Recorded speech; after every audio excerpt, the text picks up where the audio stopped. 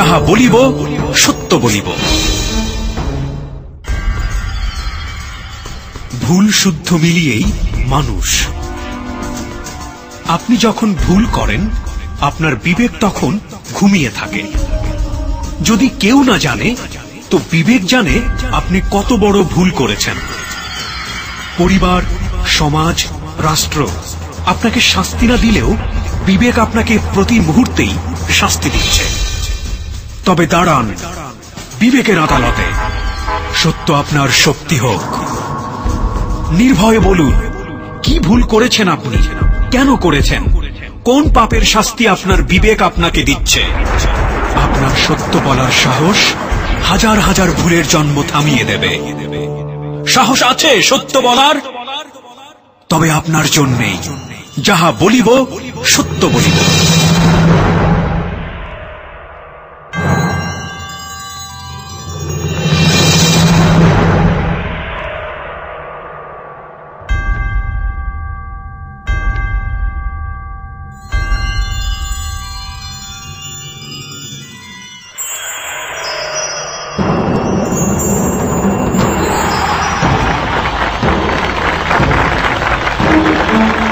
প্রিয় শ্রোতা, রবিবারের রাতে আপনাদের সবাইকে আমন্ত্রণ জানাচ্ছি যাহা বলিব সত্য বলিবতে। আপনারা শুনছেন এবিসি রেডিও FM 90.2। আর জি কিবরিয়া এই মুহূর্তে আপনার সঙ্গে রয়েছে, এবং সঙ্গে রয়েছে আমার টিম আর জি সুমন এবং সাউন্ড এডিটর মঞ্জু। সত্যের মঞ্চ আলোকিত, এবং কে বসতে যাচ্ছেন আজকের এই সত্যের মঞ্চে, সত্যের আসনে, তা সম্পর্কে আমরা প্রথমেই চলুন জেনে নেই আর জি সুমনের কাছ থেকে। যাহা বলিব সত্য বলিব।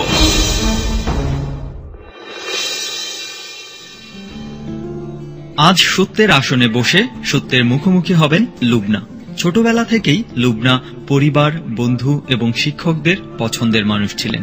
কিন্তু লুবনার অভিযোগ অধিকাংশ সময় তাকে অন্যরা ভুল বুঝে থাকে। লুবনা মনে করেন তার আত্মসম্মানবোধ একটু বেশি, কিন্তু অনেকেই এটাকে দাম্ভিকতা বলে মনে করেন। এটা নিয়ে লুবনা মনে মনে কষ্ট পেলেও সহজে তা কাউকে বুঝতে দেন না, এই ভেবে যে কেউ আবার উল্টো কষ্ট পায়। তবে লুবনার মধ্যে আভিজাত্য আর রুচিশীলতার একটা সংমিশ্রণ লক্ষ্য করা যায়। লুবনা সহজে কারো সাথে রেগে কথা বলেন না, তবে মিথ্যা কথা বলাকে খুবই ঘৃণা করেন। সবসময় চেষ্টা করেন কাউকে উপকার করতে না পারলেও তার দ্বারা যেন কোনো ক্ষতি না হয়। কিন্তু এই কথা বলার পরে হঠাৎ করেই তার উজ্জ্বল মুখ কেন যেন কালো হয়ে গেল। কি সেই কারণ? বিস্তারিত জানতে চলে যাচ্ছি কিবরিয়ার কাছে। যাহা বলিব সত্য বলিব।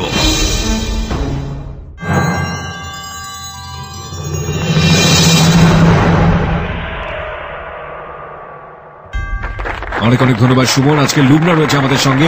লুবনার কাছ থেকে তার জীবনের অপ্রিয় সত্যগুলো আমরা একের পর এক উদ্ধার করব।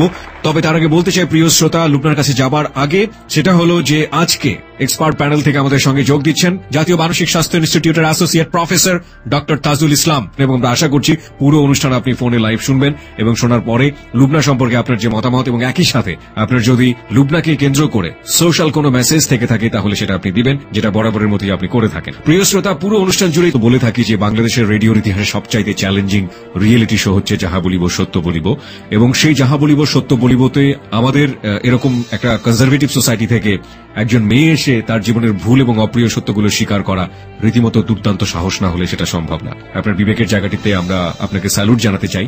তবে আপনাকে প্রথমেই যে প্রশ্নটি করছি যে এইরকম সাহস করবার কারণ কি, বা আপনি সাহসটা পেলেন কোথা থেকে? প্রথমত আমি সালাম জানাই সবাইকে, আসসালামু আলাইকুম। অ্যাকচুয়ালি মানুষের জীবনে অনেক ঘটনা, অনেক কিছুই আসে, স্টেপ বাই স্টেপ অনেক কিছুই হয়, কিন্তু ভুলটা আসলে এমন ভাবে হয়ে যায় না জানা সত্যি ভুলটা হয়ে যায়।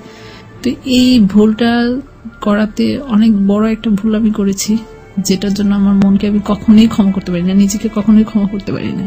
তা আমি চাই যে আমার কথাগুলো শোনার পর সহজে অন্তত পক্ষে এই ধরনের সিদ্ধান্ত, এই ধরনের ভুলে হয়তো কেউ কখনো যাবেন, কারো সম্পর্কটা যেরকম থাকবে ওরকম ভাবেই রাখার চেষ্টা করবে। তার মানে আপনি বলতে চাচ্ছেন যে আপনার মতো করে ভুল আর যাতে কেউ না করে।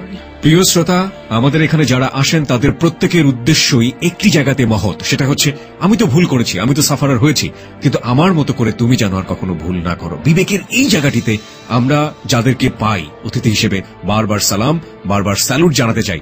আজকে লুবনা জীবনের কোন অপরাধ নিয়ে লাখো মানুষের মুখোমুখি হয়েছেন সেই জায়গাটি থেকে শুরু করতে চাই। আপনি কোন জায়গাটা থেকে শুরু করতে চান? আমি যেখান থেকে ভুল করেছি সেখান থেকে। প্রিয় শ্রোতা, আমরা শুরু করছি যাহা বলিব সত্য বলিব। জি, আপনি শুরু করুন। আমার প্রথম একটু ছোটবেলা থেকে একটু বলে নেই। জি। আমি ছোটবেলায় খুব চঞ্চল প্রকৃতির ছিলাম। স্কুলে সব সময় গান নাচ এগুলা কন্টিনিউ আমি করতাম। এভাবেই আমার দিন চলতে শুরু করে, বড় হতে থাকি। বাবা ছিল না, বাবা আমার 91-এ আমার বাবা মারা যায় ছোটবেলাতেই। কয় বোন ছিলেন আপনারা? আমরা 3 বোন 1 ভাই। বড় বোন আমার বাবা থাকতেই বিয়ে হয়ে যায়।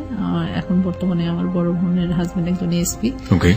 আমার বাবা পুলিশেই চাকরি করতেন, পুলিশ অফিসার ছিলেন। জি। বাবা মারা যাওয়ার পরে আমার বড় বোনই আমাদের দেখাশোনা করতো। তারপর যাই হোক, প্রাইমারি কমপ্লিট করার পর 6-এ আমি দেশের বাড়িতে ভর্তি হই। ভালোই যায় ছোটবেলার দিনগুলি। তারপরে স্কুল লাইফ শেষ হলো, কলেজ লাইফ। আমি ঢাকায় এসে ভর্তি হই। পরবর্তীতেই পাশ করার পরে আমার বিয়ের কথাবার্তা চলে। তো ইন্টারের প্রথমবার আমি রেজাল্ট আমার এক সাবজেক্ট খারাপ হয়। আচ্ছা। তো আমি 2000-এ এটা করি। 2000-এই আমার বিয়ে হয় ফ্যামিলিগত ভাবে। 2000 সালে আপনার বিয়ে হয়ে গেল, মানে এটা কি সেটেল ম্যারেজ ছিল? হ্যাঁ, এটা সেটেল ম্যারেজ ছিল।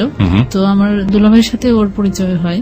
হওয়ার পর ও আবার ব্যবসা করতো, যেহেতু ব্যবসার কাজেই দুলাভাইয়ের সাথে দেখা হয়। ওখান থেকে কথাবার্তা বলতে বলতে ও তখন ওইখানে তার এলাকার কমিশনার ছিল। তো কমিশনাররা অন্তত পক্ষে ওরকমই হয়। দুলাভাইয়ের ধারণা, সে কথাবার্তা বলে তার কাছে ভালো লাগছে। তো সে ভাবলো যে আমার একটা শালী আছে, ঠিক আছে চলো একবার দেখে আসেন। যে মানে এই ফার্স্টে আমাকে জীবনে কেউ আমাকে দেখতে আসছে। পরে তো দেখে তারা পছন্দ করলো ওখানে। পরে আস্তে আস্তে স্টেপ বাই স্টেপ পার হয়ে ওখানে আমাদের বিয়ে শাদী হলো। তো আমার 2001-এ আমার ফার্স্ট বেবিটা হয় আমার ছেলে। 2000 সালে বিয়ে হয়ে গেল, 2001-এ বেবিটা হয়ে গেল।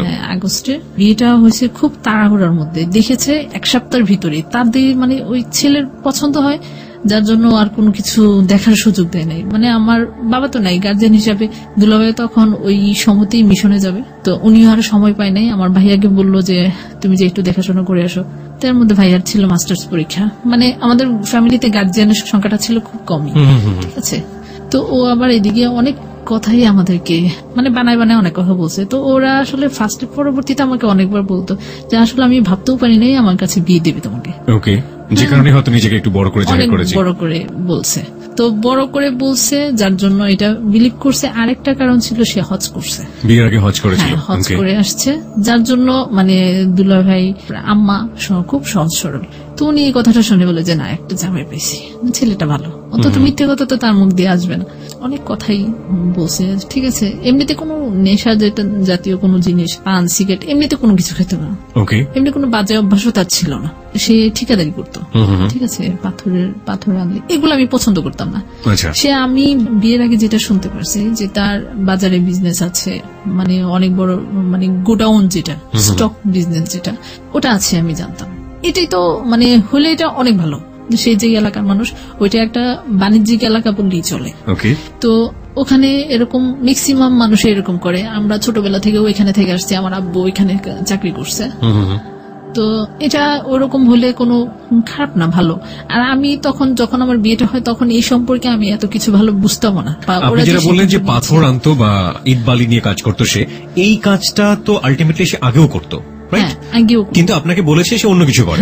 তো আপনি যখন গিয়ে তার বাস্তবটা দেখলেন যে আসলে সেটা না, সে যেটা বলেছে, তখন আপনার এগুলোর ভালো লাগতো না? তখনই আমার ভালো লাগতো না। আর সে আমাদের এত তাড়াতাড়ি মানে কনসেপ্ট করা বা বাচ্চা কাচ্চা নেওয়ার কোনো ইয়ে ছিল না। কিন্তু সে ওই যে তার একটা ধারণা ছিল আসলে মনে হয় না বিয়ে দিবে, এমনিতেই বলতে থাকি যা বলার। কিন্তু যখন দিয়েছে বিয়ে দিয়ে ফেলছে, এখন এটাতে যদি কোনো কিছু না হয় তাহলে যদি আবার সে চলে যায়, তো তার ফ্যামিলি যদি তাকে নিয়ে যায়, কিন্তু আমি দ্রুত বাচ্চাটা নিয়ে নিয়েছে, সে এটা ইয়ে করছে। তো প্রথম, তারপরে যখন আমি আস্তে আস্তে এটা ফিল করতে থাকি, আমার ফ্যামিলির মানুষ, আমার বড়াপা অ্যাকচুয়ালি মন থেকে এটা পছন্দও করছিল না, কিন্তু একমাত্র দুলাভাইয়ের ইয়েতে বলে যে না, আমার কাছে ভালো লাগছে, সে এখনো যুগে এরকম ভালো ছেলে পাওয়া যায় না। এই সেই বিয়ের সময় সে চাচা শ্বশুরের বাসায় নিয়ে ওদেরকে দেখাইছে, ওরা ওখানেই বসছে, ওখানেই খাওয়া দাওয়া করছে, যার জন্য ওরা ভাবছে যে ওইটাই তাদের বাড়িটাই।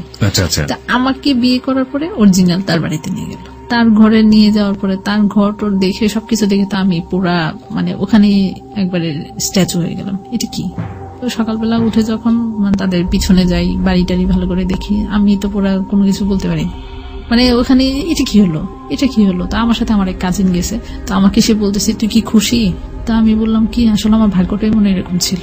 আমি কি করব, বাবা নাই, যেহেতু বিয়ে হয়ে গেছে এখন, তো মানে তখন এই জিনিসগুলোই মনে হতো কি যে হয়তো আমার ভাগ্যই এরকম ছিল। তাই তার মানে আপনার দুলাভাই ওয়েল ইনফর্ম যেটাকে বলে, একদম খুব ভালো করে জানা ওরকম না ছিলেন না না? না না না, ও সম্পর্কে ওরকম ভালো করে জানার কোনো স্কোপ তার ছিল না। দুটো ফল্ট আমরা এখানে খুঁজে পেয়েছি প্রিয় শ্রোতা। একটা হচ্ছে যে পরিবারে কন্যাদান হচ্ছে, সেই পরিবার সম্পর্কে ডিটেল না জানা এক, আর 2 নম্বর হচ্ছে যে যিনি বিয়ে করছেন তিনি তার স্ত্রীর কাছে বা স্ত্রীর পরিবারের কাছে নিজের সম্পর্কে গোপন করে শুধুমাত্র আমাদের লুবনাকে পাওয়ার জন্য বিয়েটা করছেন। এতটুকু মোটামুটি আমরা এই স্টেজে পরিষ্কার। হ্যাঁ, তারপর ব্যাপারগুলি এভাবেই যায়, সবকিছুই কেমন এলোমেলো, একবারে পুরা এলোমেলো, মানে কোনো কথায় কোনো কিছু মিল পাইনি আমি। তো আমি আর এর মধ্যে কোনো কিছু তাকে আর কিছু বলি নাই, তো আমার কাজিনকে বলিনি। তো বাসায় যাওয়ার পরে বললো কি যে কেমন দেখলি, কি হলো। তো একটা কথা সত্য কি, আমার শ্বশুর বাড়ির মানুষগুলো খুব ভালো ছিল, যেমন আমার শাশুড়ি, আমার নননাস খুবই ভালো, অনেক ভালো। তো আমি বলতাম যে মানুষগুলো ভালো, কিন্তু সে ওর কথা জিজ্ঞেস করলো যখন, তখন আমি বললাম তার কথা তো তার সাথে না থাকলে তার বোঝা যাবে না, এখন হুট করে একটা মানুষ সম্পর্কে কিভাবে বলবো। আর যতটুকু জানো, তোমাদের সাথে যতটুকু কথা হয়েছে আমার সাথে তো এরকম ভাবে কথা হয়নি, যার জন্য আমি আর এই ব্যাপারে কোনো কিছু বলিনি। তো বললো যে ঠিক আছে, তবে আর একটু দেখে শুনে চিন্তা ভাবনা করে কিন্তু বাচ্চা কাচ্চা নিস। তো এটা ইয়ে করো, কিন্তু তার তো টার্গেট ছিল যেভাবেই হোক হ্যাঁ এখানে আটকে ফেলতে হবে। তো আমাদের ফার্স্ট বেবি হয়ে যায়। বিয়ে করলেন 2001-এ, 1 বছরের মধ্যে বেবিটা হয়ে গেল। আলটিমেটলি আপনার জায়গা থেকে আপনার হাজবেন্ডকে কোনো কিছু বলার ছিল কিনা, নাকি ইভেন্চুয়ালি হয়ে গেছে? তাকে প্রথম নিষেধই করা হয়েছিল, যে মানে আপনি আপনার জায়গা থেকে নিষেধ করেছিলেন? হ্যাঁ, যে এখন এত তাড়াতাড়ি। পড়াশোনা কি বন্ধ হয়ে গেল আপনার? হ্যাঁ, তখন পড়াশোনা সে আর ও কি বলে দিল যে পড়াশোনা করার কোনো দরকার নেই? কিসের জন্য কোনো পড়াশোনা করার দরকার নেই। এটা কে বললো? এটা আমার হাজবেন্ড বললো, এবং আপনি মেনে নিলেন সেটা মানতে হলো, কারণ ওখান থেকে কলেজে ভর্তি হওয়া বা সে ওরকম দেবে না, যেহেতু আমি ঢাকায় পড়ছি, এখানে তার আসতে দেবে না। তো আমি ভাবলাম যে বিয়ে হয়ে গেছে, সংসারের জীবনেই বেছে নিলাম। মানে এই জায়গাটা থেকে আপনার নিজের একটা মেন্টালিটি ছিল, ওকে বিয়ে হয়ে গেছে তো তার মানে দরকার নেই। হ্যাঁ, ফ্যামিলিটা বাবা মারা যাওয়ার পরে সবকিছুই চেঞ্জ হয়ে যায়, যে কোনো রকম যেভাবেই হোক না কোনো বিয়েটা হয়ে যাওয়াটাই। হ্যাঁ, আর একটু স্বাভাবিক, আমি তখন দেখাশোনা একটু ভালোই ছিলাম, যার জন্য মানে পারিপার্শ্বিক অবস্থাটাও তত একটা ভালো ছিল না, মানে আলটিমেটলি ছেলেরা অনেক ডিস্টার্ব করতো, অনেক ডিস্টার্ব করতো, যার জন্য পরে ভাবলাম যে থাক, সংসারে একটা বিয়ে শাদী হয়ে গেলে হয়তো অন্তত এই জিনিসগুলা থেকে আর মুক্তি পাবো। রাইট। প্রিয় শ্রোতা, বেশ কয়েকটি জিনিস এখানে খুবই গুরুত্বপূর্ণ। একটা হচ্ছে যে মেয়েদের, প্রত্যেকটা মেয়ে এবং প্রত্যেকটা ছেলের মনেই সংসার নিয়ে অনেক সুন্দর একটা স্বপ্ন থাকে। আমরা লুবনার ক্ষেত্রে যেটা দেখতে পাচ্ছি যে এই মেয়েটির যেখানে বিয়ে হলো সেখানে এক ধরনের ধোঁকাবাজি হয়েছে। ধোঁকাবাজি বলতে আমি যেটা বোঝাচ্ছি যে হাজবেন্ড যে ইনফরমেশনগুলো তার ফ্যামিলি এবং তার সম্পর্কে দিয়েছিল সেটা সঠিক ছিল না। 2 নম্বর হচ্ছে যে হাজবেন্ড নিজেও কনফার্ম ছিলেন না যে মেয়েটিকে পাবেন কিনা। যখন পেয়ে গিয়েছে তখন কিন্তু আলটিমেটলি কিভাবে বেঁধে ফেলা যায় সেই জন্য তার সাথে একটা সম্পর্ক, একটা মনের সম্পর্ক তৈরি হবার আগেই সেটা তিনি অন্যভাবে বাঁধার চেষ্টা করলেন, যে দুনিয়াতে একটা সন্তান নিয়ে আসলে আলটিমেটলি মেয়েটা কোনো দিকে যেতে পারবে না। ওকে, তারপর আমি তাকে চাচ্ছিলাম যে ঠিক আছে, তুমি এখন এই বিজনেস আমার ভালো লাগে না, কারণ এটা কারোর কাছে বলা যায় না। কি বলবো, তোমার হাজবেন্ড কি করে, ব্যবসা করে, কিন্তু আমি তো জানি আসলে কি ব্যবসা করে, আমি কোনো কিছু দেখতে পাচ্ছি না, কোথায় সে ঠিকাদারি, কোথায় কি কমিশনারি, ওটাই মানে আমি কোনো কিছু মানে পরিচয় দেওয়ার মতো কোনো কিছু তার কাছে খুঁজে পাচ্ছিলাম না।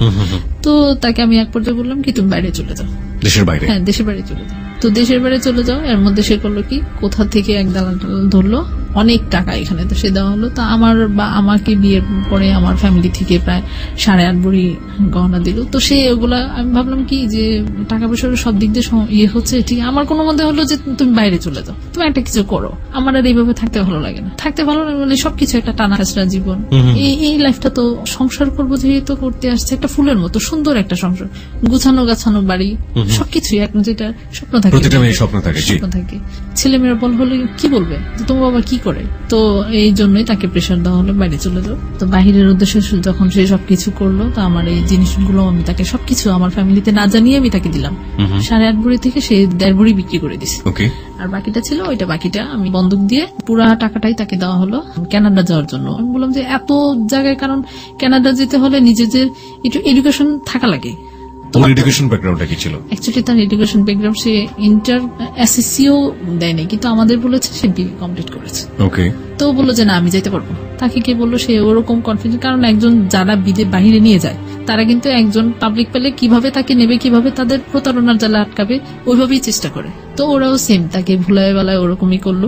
এই কাগজপত্রগুলো আমি আবার দুলামিকে দেখাইছি, পরে দুলামি বললো যে না এটা সে যেতে পারবে না, এটা গলা কাটা ভিসা। তো এই কথা বলার পরে সে তো বললো যে হ্যাঁ আমি বাইরে যাবো দেখে, আমি বড় লোক হয়ে যাবো দেখে, তো ওদের ফ্যামিলি মানুষ সেটা চায় না। তা আমি ওদের বললাম যে দেখো এখন ওরা তো এই কথা শুনতে চাচ্ছে না, ওই লোকে যে কথা বলছে ওইটাই সে বিশ্বাস করলো, সে যেতে পারবে। তো আপারা বললো যে থাকে এই ব্যাপারে কোনো কথাই বলে লাভ নেই, সে এটা কি ক্ষতি না হওয়া পর্যন্ত সে এটা থামবে না। সত হলো তাদের ফ্যামিলির অবস্থা কত টাকা দিয়েছিল না, 6 লাখের মতো। 6 লাখের মতো দিয়ে কোথায় যাচ্ছে? কানাডাতে। কানাডাতে। ওকে, গলাকাটা ভিসা। হ্যাঁ। কি করবে ওখানে? কোনো ঠিক ঠিকানা নাই। কোনো ঠিক ঠিকানা নেই।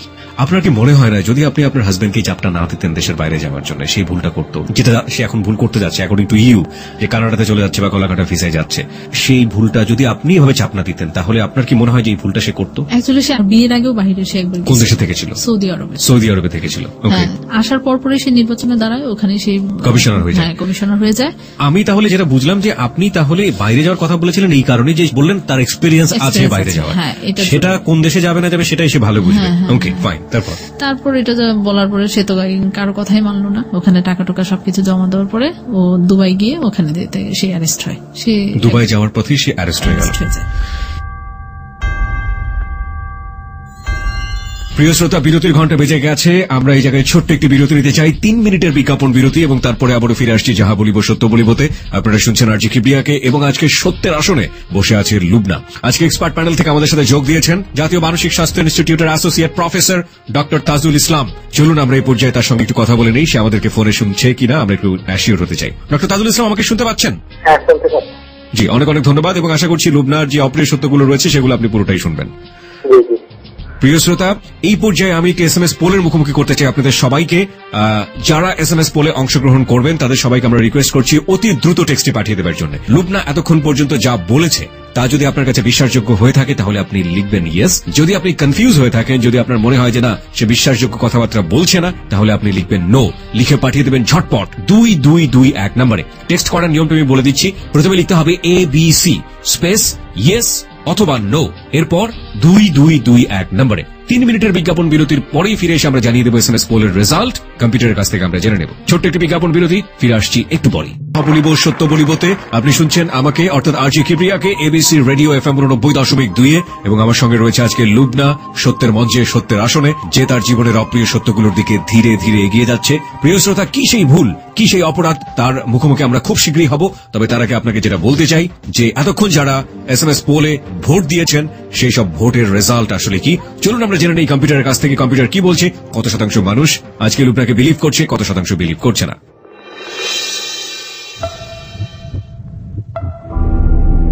Yes, 96%. No, 2%.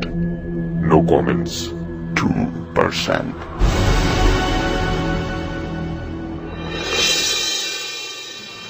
কম্পিউটার বলছে 96% ইয়েস, 2% হচ্ছে নো, এবং 2% নো কমেন্টস। প্রিয় শ্রোতা, আমরা লুবনার কাছে আবারও ফিরে যাচ্ছি, এবং এই ফাঁকে আপনাকে বলছি যারা লুবনার মতো নিজের জীবনের অপরাধগুলো অকুণ্ঠ চিত্তে স্বীকার করে মানুষের উপকার করতে চান, এই অর্থে যে আপনার মতো ভুল কিংবা অপরাধ কেউ না করুক সোসাইটিতে, তাহলে আসতে পারেন আপনি যাহা বলিব সত্য বলিবতে। শুধুমাত্র আসার জন্য নিয়মটি হচ্ছে প্রথমে লিখতে হবে ABC স্পেস JBSB স্পেস আপনার নাম, এরপর পাঠিয়ে দেবেন 2221 নম্বরে। লুবনা, আমরা যে জায়গাটিতে ছিলাম সেখান থেকে ফিরতে চাই। আপনি বলছিলেন যে আপনার দুবাই গিয়ে অ্যারেস্ট হয়ে গেল, তাকে দেশে পাঠিয়ে দেয়। তো অ্যারেস্ট করে কি দেশে পাঠিয়ে দিল সঙ্গে সঙ্গে? একবারে সঙ্গে সঙ্গে। তারপরে 6 লাখ টাকা শেষ। হ্যাঁ, ঢাকা জেলে ছিল, সেন্ট্রাল জেলে। কতদিন যাবত ছিল ওখানে? বেশি দিন ছিল না, 7-8 দিনের মতো ছিল। তো আমার বড় ভাসুর ওখান থেকে লয়ারটার ধরে ওখান থেকে তাকে পরে বের করে নিয়ে আসে। যাই হোক, এরপরে আমাদের যেই মেন বাড়ি ওইটা আবার সরকারি ভাবে ওখান দিক দিয়ে মানে বিশ্ব রুট হয়েছে, তো ওই বাড়ি সহ সরকার নিয়ে নিছে। তো ওখান থেকে অনেক টাকা টাকা পায়। তো আমার ভাসুর দুজনেই একটা পেরি ছিল, কেউ কোনো কাজ কর্ম মানে ঠিক মতো মানে একমাত্র বসে খেতে যেত তার। তো আমরা ভাবলাম যে তুমি দোকানদার, তুমি হয়তো বাজারে একটা। আর আমার ব্যাপার হলো কি, আমি আসলে যে মেন্টালিটি, যে ফ্যামিলির মানুষ, আমি ওরকমই ভাবে চাইতাম যে একটু বলার মতো না, সে করতেছে একটু ভালো কিছু করুক, তো এমন কিছু দেওয়া যেন যে সেটা দিয়ে তুমি অনেক ভালো একটা পজিশনে চলতে পারো, তোমাকে সবাই চিনে জানে, তুমি একজন কমিশনার, তোমার পরিচিতি তো অনেক। সে কখনোই কারো কথা কানে দিত না। আমার হাজবেন্ড করলো কি, ওইখান থেকে আবার কিছু টাকা নিয়ে আমার ব্যবসার কাজে লাগলো। তাই আমি বললাম যে তুমি একটা কাজ করো, আমার গহনাগুলো ওখানে বন্ধক, ওখান থেকে এগুলো নিয়ে আসো, এটা তো দিন দিন টাকা অনেক বাড়তেছে। তো এগুলো করতে করতে এগুলো নিয়ে আমিও একটু বাসায় রাগারাগি করলাম ওখানে। ও এটা করলো না করাতে পরে অনেক কষ্ট করে আমার ননাসেরদেরকে ধরে টোরে, বাসনদেরকে ধরে পরে জিনিসগুলো ছুটে আনে।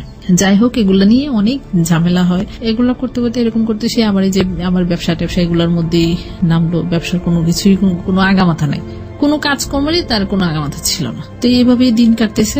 2004-এ আমার মেয়ে হলো। আচ্ছা, একটা ছেলের পরে একটা মেয়ে। হ্যাঁ, একটা মেয়ে, প্রায় 3 বছরের ডিস্টেন্সে একটা মেয়ে হলো। এর মধ্যে আমি খুব প্রেশার দিচ্ছি, আমার পক্ষে আর থাকা সম্ভবই না। তা আমার মতে একটাই ভালো ছিল কি, তুমি বাইরে চলো, ছোটখাটো কান্ট্রিতে, মানে সেটাই আমি চাইতাম তখন থেকেই। না তুমি জমিনে নামতে পারবা, না কারো এখানে কাজ করে খেতে পারবা, না তোমার কোনো এরকম কোনো এডুকেশন কোনো কিছু আছে যে তুমি কোনো জায়গায় চাকরি করতে পারবা, সেটাও তোমার পক্ষে সম্ভব। তারপরে সোশ্যাল স্ট্যাটাসটা আপনার জন্য অনেক বড় একটা ফ্যাক্ট হয়ে দাঁড়িয়েছিল, অনেক বড় ফ্যাক্ট হয়ে দাঁড়িয়েছে, এবং এটার জন্য আপনি মেন্টালি তাকে মানতে পারতেন না। মানতে পারতাম না। প্রিয় শ্রোতা, this is a very good point. Social স্ট্যাটাসটা, তার হাজবেন্ডের যে সোশ্যাল স্ট্যাটাস, সেটা সে কোনোভাবেই মানতে পারতো না। এখানে তাকে দোষ দিবেন কিনা সেটা আপনাদের ভাবার বিষয়। প্রথম কথা হচ্ছে যে তার সোশ্যাল যে স্ট্যাটাস, তার হাজবেন্ডের যে সোশ্যাল স্ট্যাটাসটা ছিল, সেটা কিন্তু বিয়ের আগে রিয়েলটাকে সে লুকিয়ে তাদের কাছে সে নিজেকে অন্যভাবে জাহির করেছে। এই লুবনা ওই সোশ্যাল স্ট্যাটাসের একজন মানুষকে বিয়ে করেছিল, কিন্তু পরবর্তীতে যখন দেখলো যে আসলে মানুষটা এরকম না, সেই সোশ্যাল স্ট্যাটাসের ধারে কাছেও সে নেই, এবং 3 বছর ধরে আপ্রাণ চেষ্টা করে যাচ্ছে সে স্ট্যাটাসে নিয়ে যাওয়ার জন্য, এবং কোনোভাবেই পেরে উঠছে না, তখন এক ধরনের ডিসপারিটি আমরা বলতে পারি, যে এক ধরনের ডিস্টেন্স তৈরি হচ্ছে, রাইট? ওকে, তার আগে আমি একটু জানি আপনার কাছে যে আপনি যখন বুঝেই গেলেন 1 বছর চেষ্টা করার পরে যে সে চেঞ্জ হবে না, তখন কি আপনার ভেতরে এই জিনিসটা কাজ করা উচিত ছিল না যে ঠিক আছে আমি চেঞ্জ করার চেষ্টা করছি, সে তো হচ্ছে না, তাহলে আইদার তার ব্যাপারটাকে আমার মেন্টালিটি মেনে নেওয়া, অথবা ওখানে একটা ডিস্টেন্স তৈরি করে ফেলা? সে পারবে না যে তা না, তার যে ওরকম এবিলিটি নেই তা না, আছে। ওই সমর্থন অনুযায়ী যেটা আমি চাচ্ছি ওটা কিন্তু আমরা সবাই মিলে তাকে সে যদি করে ওটা করতে পারে। যেমন ধরেন কোনো ব্যবসা যতটুকু সে যেই অ্যামাউন্টটা সে ধরতো, ওইটা দেখা যেত যে তার প্রফিট কোনো কিছু তার থাকতো না। কি করতেছে সে? আমি এবার একটু লাভের জায়গাতে আসতে চাই। আপনার হাজবেন্ডের কাছ থেকে কোন জিনিসগুলো আপনার ভালো লাগতো? সেটা আসলে এতটাই তিক্ত হয়ে গেছিলাম ওই জিনিসগুলোতে, যার জন্য ওইটা বাধ্য হয়ে লাইফটা সেটেল কাটানো। কিন্তু তার হচ্ছে কি যে খুঁজে পেতাম না, ওই কারণ সারাক্ষণে আমি ওইটা করতাম যে আসলে কোনো কিছুতে আমি মিল পাই নাই। তবে সে আমাকে ভালোবাসতো, মানে কি যে ওই যে বললাম না একটা চাপ দিয়ে কিন্তু বেবিগুলা নিয়ে নেওয়া, দূরে যেতে না যেতে পারি, কোনো এরকম কোনো ডিসিশন জন্য না নিতে পারি। তার মানে একটা জায়গাতে তার প্রবলেম ছিল, সেটা হচ্ছে ক্যারিয়ারিস্টিক প্রবলেম। তার ক্যারিয়ারটাকে আপনি মানতে পারতেন না। আমি একবার ইন জেনারেল আপনাকে একটা কোশ্চেন করি, বাঙালি সমাজের মেয়েরা আপনার সাথে যে কাজটা হয়েছে সেটা তো অন্যায় করেছে, আমি একেবারে একমত।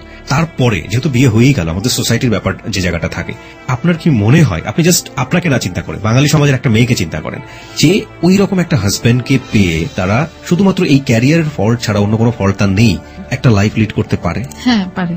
সে স্যাক্রিফাইস করলে অবশ্যই পারে। Note on that point. প্রিয় শ্রোতা, আমরা কিন্তু এমন একজনকে আজকে এখানে আবিষ্কার করেছি, তার ফল্ট ছিল তার ওয়াইফের প্রতি, কিন্তু যদি ওই স্যাক্রিফাইসটা ওয়াইফ করতো তাহলে ওই মানুষটাকে নিয়ে ঘর সংসার করা যায়, সেখানে কোনো সমস্যা হয় না। ফাইন। হ্যাঁ, তারপর পরবর্তীতে আমি তার সাথে একটু অভিমান করে আমার বড়াপার বাসায় চলে যাই। ওখানে গিয়ে আমি বুটিক্সের কাজ শিখি। তো ওই কাজগুলো ট্রেনিং নেওয়ার পরে তারপরে আমি আবার ঢাকায় আসি। ঢাকায় আসার পর ওইখানে আমি আরেকটা কাজ শিখি। আচ্ছা, এটা যখন কমপ্লিট হয়ে যায়, কমপ্লিট হওয়ার পরে ঢাকাতেই আমি একটা পার্লার কিনি। এটা সম্পূর্ণ টাকাতে আমার বড়াপা, কারণ দেখতেছে যে এখন তাকে দিয়ে আর কোনো কিছু করতে পারতেছি না আমি। হ্যাঁ, পরবর্তীতে কিন্তু এই ডিসিশন গুলো নেয়, এখন আর তার পিছনে সময় নষ্ট করলাম না। এখন কোনো কিছু আপা বললো যে এখন তুই কিছু কর। তো যখন আমি ওইটা সব কেনার পরে, দোকানটা কেনার পরে, তো আস্তে আস্তে ওখানে দেখি যে ভালো একটা ওরকম হচ্ছে না। তো ওখান থেকে আমি আবার আমার বাসা যেখানে, ওখানে পাশাপাশি নিয়ে গেলাম। তো ওখান থেকেই মেনলি আমার বান্ধবীর সাথে পরিচয়। তো আমার এখানে কাজ করাতো, তো তার সাথে অনেক গল্প হতো। তো আস্তে আস্তে তাদের মধ্যে আমাদের মধ্যে একটা সম্পর্ক, মানে একটা আত্মীয়তার সম্পর্ক একটা হয়ে গেল।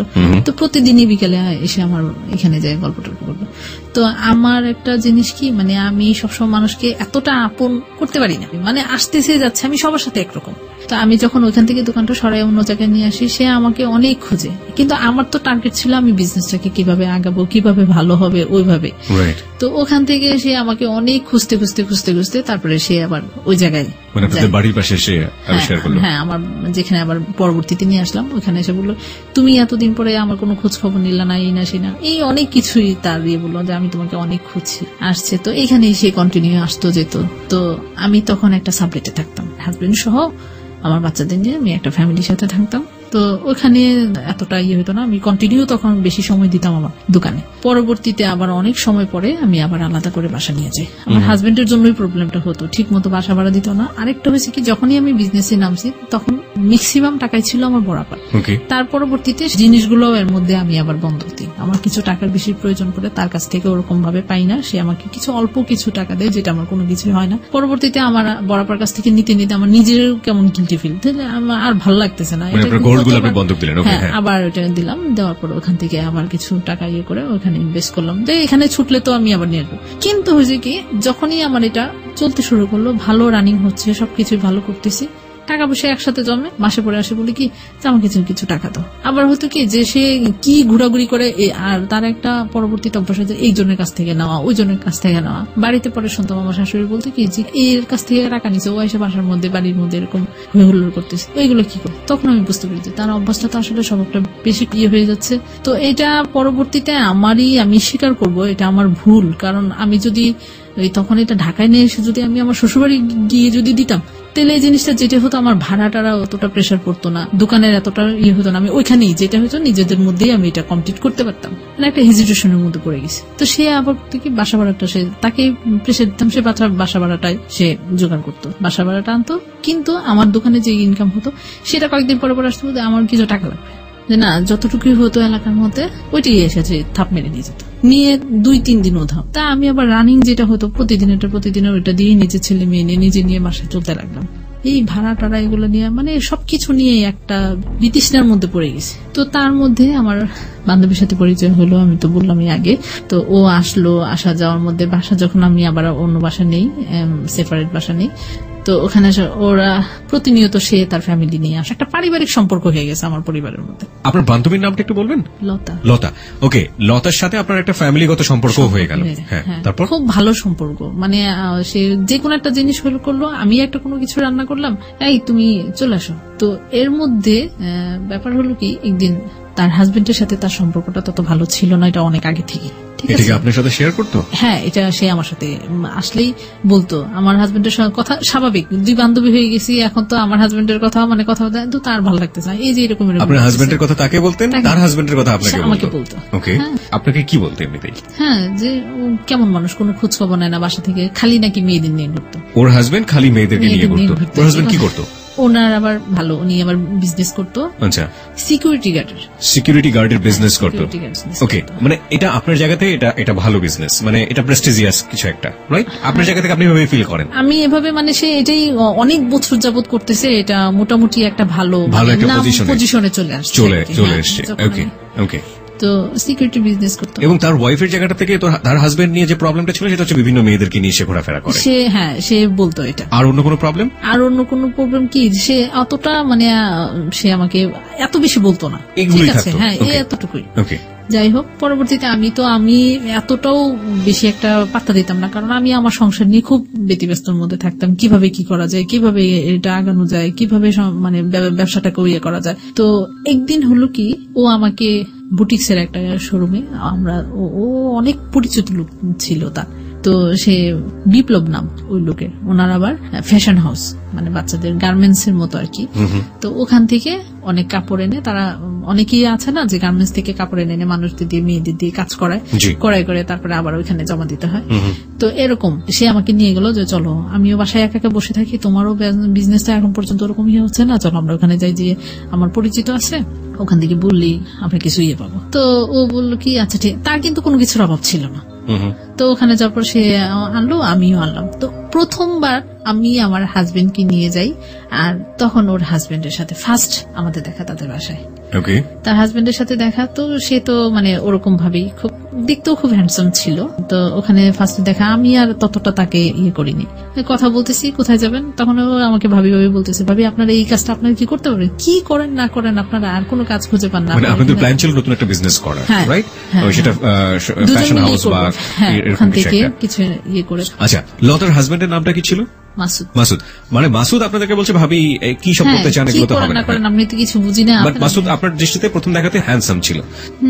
তারপর কি যে তখন আমরা গেলাম, আমার হাজবেন্ড, ওরা দুজন গেল বাইকে, আর আমরা রিক্সা করে ওইখানে গেলাম। তো ওখান থেকে তাদের সাথে কথাবার্তা বলে উনি আমাদের পরের দিন আমাদের কিছু কাপড় চোপড় দিল, যেগুলো আপনারা করাই নিয়ে আসবেন।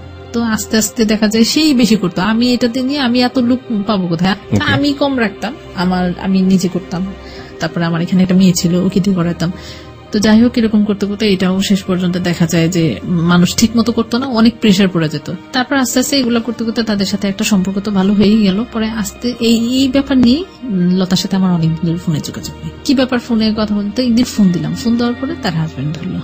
ওকে, তার পার্সোনাল নাম্বার নাম্বার ছিল না, তো ও ধরলো। মাসুদ ধরার পরে তো আমি বললাম যে লতা কোথায়? বললো যে কেন, ওর দরকার কি? বলতেছে একটু দরকার আছে। তো বলে যে আমার কাছে বলা যায় না। আমি কি আপনার কাছে কি বলবো, আমি ওকে একটু দেন। ও তো বাবার বাড়িতে চলে গেছে। আমি কি বাবার বাড়িতে চলে গেছে? ও তো কালকেও আসলো। তো বললো যে কত কিছু হয় আমাদের মধ্যে। তো বলে কি আমি কি আপনার সাথে কথা বলতে পারি? মাসুদ আপনাকে বলছে যে আপনার সঙ্গে কথা বলতে পারে কিনা। ওকে, তখন আমি বললাম যে আপনি আমার সাথে কি একটু কথা বলবেন? না আপনাকে না, আপনার সাথে কথা বলতে ভালো লাগে। তো কথা বলতে ভালো লাগে, আপনাকে ভালো লাগে এই সে। আমি কি উল্টা পাল্টা কথা বলেন ভাইয়া আপনি, এগুলা কি কথা বলা আপনার মানায়? তারপরে বললো যে মানায় না কেন, আপনি এত কথা বলেন কেন? আমি যেটা বলতেছি এটা আপনি একটু শুনলে সমস্যা কি? আমি সমস্যা কোনো কিছু না, কিন্তু এই কথাগুলো আমার শুনতে ভালো লাগে না, আমি এটা শুনতে চাই না। তো আমার কেন যেন এই ধরনের কথাবার্তা হচ্ছে। হ্যাঁ, তো আমি ভয় পেয়ে গেছিলাম। এই যে আপনারা দেখা করলেন, দেখা হওয়ার কতদিন পরে ফোনে কথা হচ্ছে? প্রায় 3-4 মাস পরে। 3-4 মাস পরে ফার্স্ট ফোনে আপনার সঙ্গে ভাবে কথা বলছে। বলে আমি কি আপনার সাথে আমি শুধু এতটুকু বললাম আমি কি আপনার সাথে কথা বলতে পারি? কি কথা বলবেন আপনি? যে না আপনার বিজনেস সম্পর্কে এই ধরনের কথাগুলাই বলছিল তখন। তো তার ব্যালেন্স শেষ হয়ে গেল, তো অফিসে চলে গেল। সে অফিসে যাওয়ার পথে সে আবার আমাকে ফোন দিল। হ্যাঁ, ব্যালেন্স করে আমার মোবাইলে তখন ব্যালেন্স শেষ হয়ে গেছে। আচ্ছা এখন বলতে চাচ্ছি। আমি কি বলবেন আপনি বলেন। কেন আপনার সাথে আমার একটা জরুরি কথা আছে। আপনাকে তো আমি অনেকদিন যাবত চিনি, অনেকদিন যাবত দেখি। আমাকে দেখেন, চিনবেন না কেন? আপনার ওয়াইফের সাথে আমার একটা ভালো সম্পর্ক। তখন কিন্তু তার ফ্যামিলির মানুষ আমার বাসায় আসা যাওয়া করতো না, এটা অনেক পরে ওইটা হয়েছে। ওর সাথে পরিচয় আমার ভালো আছে, আমাকে তো এমনি দেখবিনি, আমার দোকান থেকে ওকে প্রায় সময় নিয়ে যান না, তো আপনার সাথে দেখা হবে না। তো এই 2-1 দিন জাস্ট এতটুকুই, প্রায় সপ্তাহখানিক যাওয়ার পরে তো কথা বলতে বলতে একদিন বললো কি অফিসে যাওয়ার সময় আমার মোবাইলে আবার ব্যালেন্স করলো। মোবাইলে এইগুলো জিজ্ঞেস করার পরে জানি ব্যালেন্স শেষ হয়ে গেল। ব্যালেন্স করে তারপর বললো কি যে এই ফার্স্ট তার কাছ থেকে কখনোই আমি কোনো জিনিস, আমার এই জিনিসটা খুব খারাপ লাগতো, কারোর কাছ থেকে কোনো কিছু নেওয়াটা সবচেয়ে বেশি খারাপ লাগে এগুলো। তো উনি যখন এটা করলো আমার খুব রাগ হলো যে আপনি এটা করলেন কেন? আমি কি আপনাকে বলছি কি না আপনার ব্যালেন্স শেষ হয়ে গেছে, আমার সাথে কথা বলে এই জন্য দিলাম। আমি বললাম যে আপনি যদি আমার সাথে কথা বলতে চান এটা আপনি কখনো করবেন না। আপনি অনেক প্রেস্টিজিয়াস আপনার জায়গাতে, এটা আমরা বুঝতে পারছি আপনার কথা। কিন্তু একটা প্রশ্ন এসেই যায় যে আপনি যদি কারো কাছে বিজনেসের কথা জিজ্ঞেস করেন, সেটার জন্য 2 মিনিট সময় লাগে, 3 মিনিট সময় লাগে, কিন্তু কথা বলতে বলতে গিয়ে আপনাদের ব্যালেন্স শেষ হয়ে যাচ্ছে এবং সে আপনাকে ফ্লেক্সিলোড করে দিচ্ছে। নিশ্চয়ই এটা প্রথম দিনই দেয়নি, কয়েকদিন পরে দিয়েছে। অনেকদিন পরে। এই সময়টাতে আপনার কি ধরনের কথা বলবেন? এই যে আপনার বিজনেস কেমন চলতেছে, ওটা যে করতেছে, এগুলো কোনো কথা হলো, এগুলো কোনো কাজ হলো, এটা কি করেন? এটা না করে অন্য কিছু করতে পারেন না, যেটা করতেছেন ওইটাই ভালো করে করেন, ওইটাই মনোযোগ দিয়ে করেন। যাই হোক, তো কয়েকদিন যাওয়ার পরে উনি আমাকে সরাসরি বলে যে আপনাকে না আমার খুব ভালো লাগে। আমাকে মানুষ থেকে তো ভালো লাগতেই পারে, তো না আমি ওইভাবে না, আপনাকে আমার অনেক ভালো লাগে। তো তখনই আমাকে সে প্রপোজ করে। প্রপোজ একটা সরাসরি বলে। কি প্রপোজ করে আপনাকে? সরাসরি বলে আই লাভ ইউ। উনি এই কথাটা বলার পরে আমি কেমন একটু শর্ট খেয়ে যাই, আসলে এটা কি ব্যাপারটা। তখন আমি একটা জিনিস কি লতা যে আমাকে বলতো যে তার হাজবেন্ড বিভিন্ন মেয়েদের নিয়ে ঘোরাঘুরি করতো, সেইটা ধরার জন্য, সেটা বোঝার জন্য তার এই কথাটার সাথে সাথে তো কোনো রিয়েক্ট করি না। পরবর্তীতে অনেক পরে তখন আমি এটা অ্যাকসেপ্ট করি, তাকে শুধু একমাত্র বোঝার জন্য। আসলে কি সে এরকম টাইপের মানুষ, কিন্তু তার সাথে কোনো সম্পর্ক করার মতন আপনি টেস্ট করতে চাচ্ছিলেন। তার আগে আমি আপনাকে কিছু কোশ্চেন করতে চাই। প্রথম কথা হচ্ছে যে আপনার হাজবেন্ড কি আপনাকে এই লাভ ইউ বা থাকে না অনেক রোমান্টিক হয়, আপনার হাজবেন্ডরা কখনো লাভ ইউ বলা বা ওই জাতীয় একটা রোমান্টিসিজমের মধ্যে নিজেকে নেয়া, এগুলো কখনো করতো? এই জিনিসটাই আমি তার কাছে মিস করতাম, কারণ যে বয়সটাতে আমার বিয়ে হয়েছে ওইটা তো ওরকম পরিপক্ক ছিল না। ডিফারেন্সটা কত ছিল? কত বছরের ডিফারেন্স ছিল আপনাদের মধ্যে? তার সাথে আমার প্রায় 12-15 বছরের ডিস্টেন্স। 12 থেকে 15 বছরের গ্যাপ। প্রিয় শ্রোতা, লুবনার বয়স যখন 18 বছর তখন তার বিয়ে হলো। একেবারেই বলা যেতে পারে যে বিয়ের প্রাথমিক বয়স। এবং এখন ও যেটা বলছে যে রোমান্টিসিজমের জায়গাটাতে আমি হাজবেন্ডকে কখনো পেতাম না। সাইমultaneously লাইফের এই যে জায়গাটি, সেখানে এসে আপনারা বুঝতেই পারছেন যে মোটামুটি ঘটনা আজকে কোন দিকে যাচ্ছে। কিন্তু আমরা বারবারই বলে থাকি যে আসলে ঘটনা জাজ করলেও শেষ পর্যন্ত অপরাধ কোথায় গিয়ে দাঁড়াবে উই কান্ট ইভেন ইমাজিন। তো আমরা সেই জায়গাটায় যেতে চাই। কথা সত্য বলেছিল কিনা সেটার জন্য আপনি এগ্রি করে নিলেন যে okay I love you too, right? হ্যাঁ, তারপর অনেকদিন পরেই হয়েছিল। যাই হোক, আমার কাছ থেকে এটা অনেকদিন পরে ব্যাক করি। জি। তো এভাবে আমাদের দিন চলতে থাকে, কথা বলতে থাকি, ছেলে মেয়েদের নিয়ে কথা হয়। আর ও তখন বেশি বেশি লতাকে আমার দোকানে পাঠাতো, আসলেই সে নিয়ে যেতে পারবে, নিয়ে যাওয়ার উচিত আমাকে দেখে যেতে পারবে। হ্যাঁ, তো আমাকে অনেক প্রপোজ করতো বাহিরে যাওয়ার জন্য, চলো বেড়াই আসি, ঘুরে আসি। সে আবার লতার কাছ থেকে আমার ফ্যামিলি ব্যাকগ্রাউন্ডটা জানলো যে আমার হাজবেন্ড কিরকম এই সে। তো আমি যেহেতু ওর কাছে সবকিছু বলতাম, তো ও যখন ওদের স্বাভাবিক সে এত কষ্ট থাকে, সে এরকম করে, এটা স্বাভাবিক আমাদের তার মানে মধ্যে আপনার হয়। উইকনেসটা সে জেনে গিয়েছিল। হ্যাঁ, জেনে গিয়েছিল। Okay. জেনে যাওয়ার পরেই এক তো আমাকে তার ভালো লাগে, তারপরে আবার সেই জিনিসগুলো জানতে পারলো, তো এর মধ্যে সে আমার প্রতি আরো বেশি দুর্বল হয়ে গেল। তো সে আমাকে বলার পরে অনেকদিন পরে আমি তাকে টেস্ট করানোর জন্য, তো আস্তে আস্তে তার সাথে কথা বলতে বলতে আমিও একসময় বললাম। তো ও আসতো, দেখতাম, মানে আমি প্রথম আগে তো যেতাম যে বান্ধবীর হাজবেন্ড, সালাম দিতাম, কথা বলতাম। তো ও আসলে সালাম দিতে, কথা বলতে কি ব্যাপার, মানে তখন সে থাকতো সাথে, তো ভালোভাবেই কথা বলতাম। পরবর্তীতে যখন আমি এটা বলার পরে আমার ভয় লাগতো তার সামনে যেতে, মানে কেমন আনইজি ফিল করতাম, মানে খুব লজ্জাও লাগতো যে যাওয়াটা। যাই হোক, তো এইভাবে করতে করতে তো একদিন ফোনে বললাম যে কি ব্যাপার, আমি তো ওকে আনতে যাই, এটা তো তোমাকে দেখার জন্য। আমি বললাম যে দেখার জন্য, দেখা তো হবেই, দেখতেছেন না? আমিও তখন আপনি করে বলতাম, দেখতেছেন না? যাই হোক, এভাবে করতে করতে করতে করতে আমাদের কথা বলতে বলতে অনেক সময় কেটে যায়, প্রায় 1 বছরের মতো। শুধু কথাই বলেছেন? হ্যাঁ, কথা। আচ্ছা, এই কথাগুলো বলতেন কখন? রাতের বেলাতে বলার সুযোগ ছিল না, কারণ হাজবেন্ড ছিল পাশে। যখন দোকানে থাকতাম, দোকানের সময়টাতে বলতেন? যখন অফিসে থাকতো, ওকে, তখন ফোন করতাম। দিনের বেলাতেই? হ্যাঁ, দিনের বেলাতে। ওকে, আবার লতা সেই সময় কাছে যেতাম, বাসায় যেতেন? হ্যাঁ, বান্ধবী? মানে হ্যাঁ, 1 বছরের মধ্যে তাদের ফ্যামিলি ভাবে সম্পর্কটা এমন ভাবে হয়েছে, মানে নিজেদের রক্তের সম্পর্ক মনে হয় নিজেদের আত্মীয়তার মধ্যে। এর মধ্যে লতা আপনাকে কোনো সন্দেহ করে না? না, সে কখনোই আমাকে কোনো ব্যাপারে মানে সন্দেহ করতো না। এই যে একসাথে কথা বলতেছি, অনেক সময় দেখা যায় না যে ভালোবাসি আমরা একজন আরেকজনকে, এই যে কথা বলতেছি, অনেক সময় সে আমাকে একটা মানে আদরের ভঙ্গিতে একটা কথা বললো, কি গো তুমি কি, মানে একটু আদরের ভঙ্গিতে কথা বললো। তো তখন লতা নাই, ও তো মানে বিশ্বাস করে বিলিভ করে, ওই যে আমরা ড্রয়িং রুমে বসে আছি, টিভি দেখতেছি, যখন তাদের বাসায় গেলাম, বাসায় যাওয়া আসা শুরু হলো, ও যখন চলে যেত তখন ও এসে আমার হাতটা ধরতো বা কথা বলতো, এরকম মানে কথা বলতাম একজনের, মানে ওরকম ভাবেই কথা বলতাম। মানে লতা পাশের রুমে থাকা অবস্থায় কাজটা হতো? হ্যাঁ, তো ওরকম ভাবে কোনো ওরকম খারাপ কোনো কথা ওর তখন আমাদের মধ্যে হতো না, ওরকম ভাবে ইয়ে করতো না। আপনি যেটা বলছিলেন যে আপনি প্রথমে টেস্ট করার জন্য আপনি এগ্রি করে ফেললেন যে ঠিক আছে, আমিও লাভ করি, কিন্তু 1 বছরের সম্পর্কের কথা বলছেন আপনি, মানে আপনি প্রেমে পড়ে গেছেন? টার্গেটটা ওরকমই, তখনও কিন্তু ওরকমই ছিল, 1 বছর ধরে এরকম? হ্যাঁ, আমার টার্গেটটা আসলে আমি ওইরকম ভাবে একটু স্ট্রংলি, মোটামুটি মানে একটু স্ট্রং ছিলাম। আর আরেকটা ব্যাপার হচ্ছে কি, যেহেতু আমি মেরিড পার্সন, আমার বাচ্চা আছে, হাজবেন্ড আছে, এগুলো নিয়ে কথা সবসময় এই মাথায় থাকতো, এটা যে আমি একটু কনফিউশন থেকে আমাদের শ্রোতাদেরকে দূরে নিয়ে আসতে চাই। প্রত্যেকটা সম্পর্কের একটা গোল থাকে।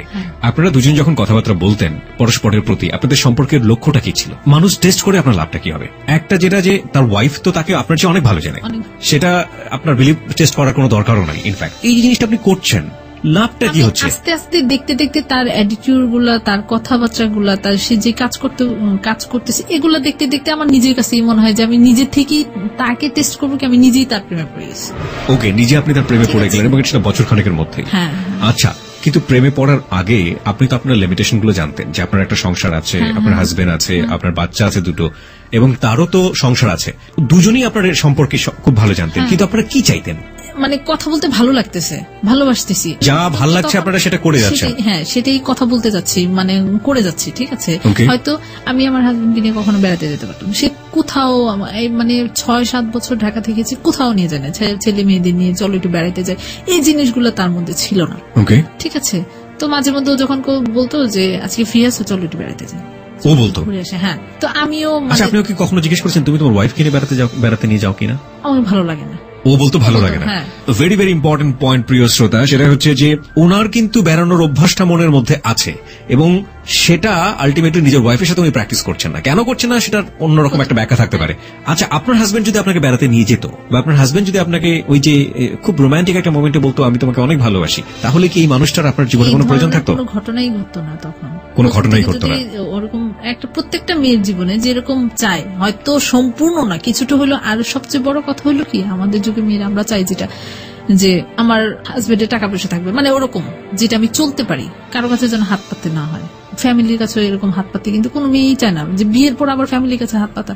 তো এগুলাই কিন্তু আমাকে তার কাছ থেকে অনেক দূরে চলে নিয়ে আসছে। তারপর কি হলো? বেড়াতে নিয়ে যেতে চান? হ্যাঁ, বেড়াতে যেতাম, যেতেন আপনারা বেড়াতে? কিভাবে ম্যানেজ করতেন? আমি ওই যে তখন আমার হাজবেন্ড থাকতো না, কাজে বলতো যে ব্যবসার কাজে, হয়তো দেশে বাড়িতে থাকতো বেশিরভাগ সময়, যেত। আবার আরেকটা জিনিসকে আমি তাকে আসলে জিজ্ঞেস করতাম না তখন, মানে যখন তার সাথে আমি সম্পর্ক জড়াই যে, তখন তার প্রতি আমার এতটা কেয়ার, আর কোনো কিছুই ইয়ে লাগতো না, কি করতেছো না করতেছো, কি হইতেছে না হইতেছে। তারপরে তো সে তার একটা সন্দেহ ঢুকে গেল, কি ব্যাপার, সে এখন আগের মতো এরকম না। বাসায় এত হইচই করি না, কোনো কথা নাই, আমি আমার মতো চলতেছি। এটাই তার আরো বেশি ইয়ে লাগলো। তখন আস্তে আস্তে খালি উল্টাপাল্টা কথা বলা শুরু করলো। এই যে মার্কেটে যাচ্ছি, মানে বিজনেসের কাজের জন্য মার্কেটে যাচ্ছি, এই মানে খুব বাজে বাজে কথা।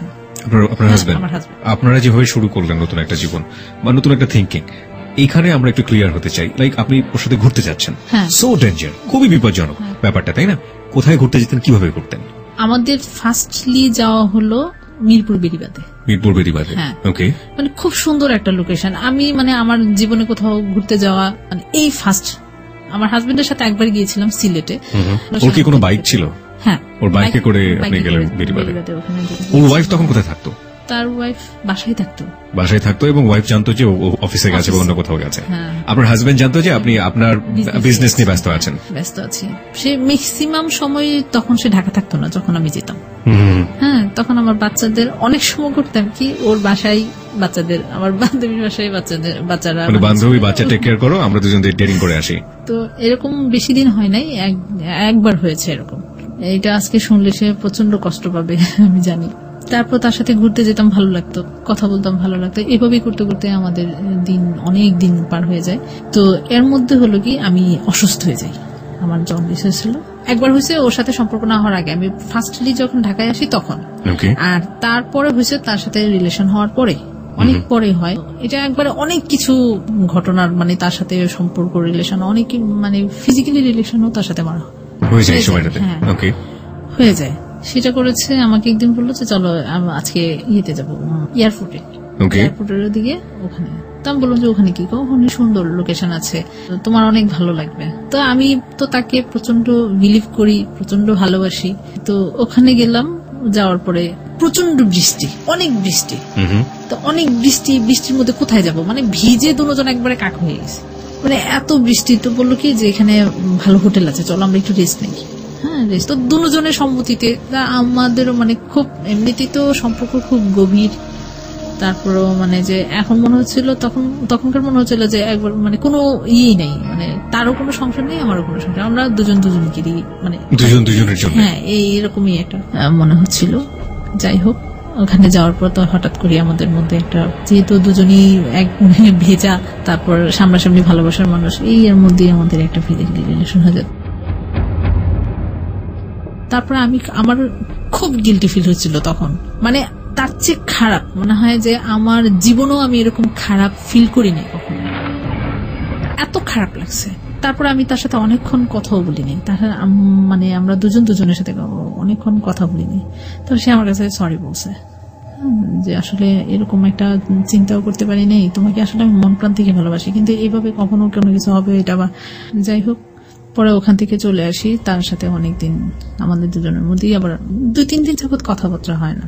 পরে আবার সেই ফোন দিল, তো এই আস্তে আস্তে আবার কথা শুরু হলো। তখন এয়ারপোর্ট থেকেই মানে বেড়াতে যেতাম কম, অ্যাক্সিডেন্টলি কখনো যদি কোনো কিছু হয়। তো এর মধ্যে আবার কি, যে আমি আমার হাজবেন্ডের সাথে যে কথাবার্তা বলি না আগের মতো, এরকম না। আর তখন মনে হয় যে একটু আরো বেশি তার সাথে আমার সম্পর্কটা আরো খারাপ হয়ে গেল, হাজবেন্ডের সাথে আরো খারাপ হয়ে গেল।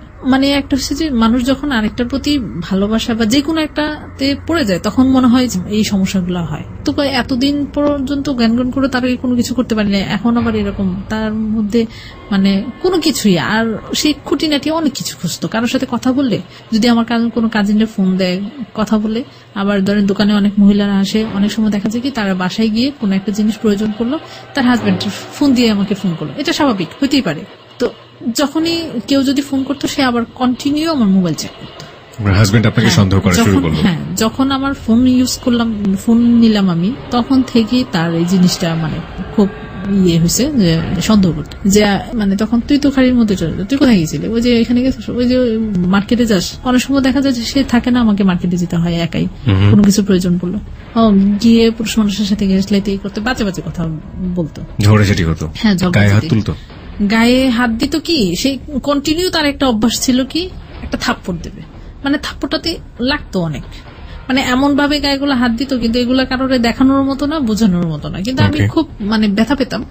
বলতাম, যে অনেক সময় কান্নাও করতাম। আমি কি এইভাবে মানুষকে বাচ্চাদের সামনে কখনো এরকম করেছে? হ্যাঁ, বাচ্চাদের সামনে এগুলো বাচ্চাদের করতো? সামনে করে। নিজের বাচ্চাদের সামনে কিভাবে কথা বলতে হয় সেটাই সে জানে না। এই যে ব্যাপারটা যেটা আপনাদের মধ্যে সম্পর্ক ধীরে ধীরে ধীরে ধীরে হাতাহাতির পর্যায়ে চলে আসছে, এই সময়টাতে তো মাসুদ আপনার জীবনে একেবারে ওতপ্রোতভাবে জড়িয়ে গেছে। আমি যদি আপনাকে ফ্র্যাঙ্কলি আপনার কাছ থেকে জানতে চাই, আপনার জীবনে লাভ কি এটাই, মানে লাভ, ফার্স্ট লাভ বলতে কি এই মাসুদই ছিল? এর আগে আপনি কোনো ছেলের সাথে প্রেমে পড়েননি? সুযোগই হয় নাই। একটা মেয়ে একটা ছেলেকে লাভ করছে যখন তার বেবি হয়ে গেছে, যখন তার সংসার হয়ে গেছে, তার আগে সুযোগ হয়নি কিংবা মন থেকে ভাবে ফিলই করেনি। তার জীবনে ফার্স্ট লাভ। চিন্তা করে দেখুন, যারা এখানে শুনছেন, যারা অনেকে ম্যাচিউর, তারা জানেন যে জীবনের প্রথম লাভের প্রতি, ভালোবাসার প্রতি এফেকশনটা কতটা তীব্র হয়।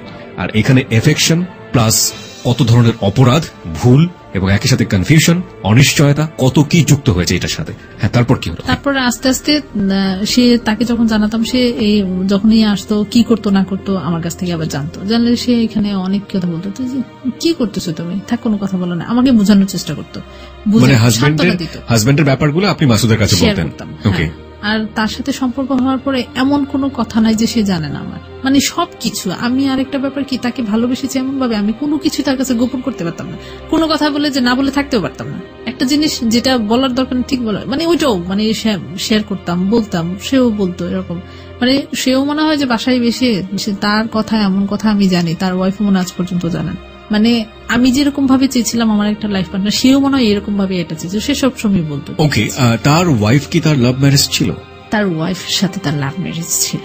এটা কেমন ধরনের লাভ ম্যারেজ আরেকটা বলি, সে ওয়াইফ তাকে পছন্দ করতো, কিন্তু সে আসলে একটা চাপে পড়ে বিয়েটা করছে, যেটা আমি, it was his point of view, মানে সে আপনাকে হয়ে বলেছে, but it was love marriage. Okay fine, আমরা এটা জাস্টিফাই করতে যাবো না, বাট এটা লাভ ম্যারেজ ছিল।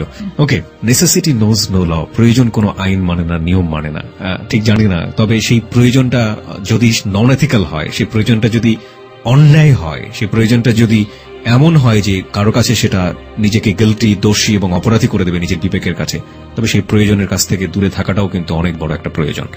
হ্যাঁ, তারপর কি হলো? তারপর সবসময় শেয়ার করতাম নিজেদের সব পার্সোনাল ব্যাপারগুলি আমার, তো আমাকে সবসময় সান্ত্বনা দিত, বোঝাতো। আরেকটা ব্যাপার কি, যে ও আমাকে আসলে পরে লাইফ পার্টনারের মতোই সে আমাকে দেখা শুরু করে, যে আমি বিয়ে করবো তোমাকে, তুমি যদি তাকে ছেড়ে আসতে পারো আমি তোমাকে বিয়ে করবো, আমি তোমার সব দায়িত্ব নেবো। আমি বললাম যে এটা কখনোই সম্ভব, তোমার সাথে, তোমাকে আমি ভালোবাসি সেটা ঠিক আছে, কিন্তু মানে এক পর্যায়ে দুজন এক ধরনের ডিসিশনই নিলাম, কিন্তু তার মধ্যে আমার বান্ধবীর একটা বেবি হলো, ফার্স্ট বেবি। প্রায় 3 থেকে 4 বছর পরে, তার বিয়ের 3 থেকে 4 বছর পরে বেবি হলো। হ্যাঁ, কনসেপ্ট করে তারপরে মানে আমার সাথে সম্পর্ক পরেই, তাদের অনেক পরেই তার মাসুদ বাবা হলো, হ্যাঁ, লতা মা হলো। ওকে, তো ওর এই সম্পূর্ণ জিনিস আমার উপর দিয়ে গেল।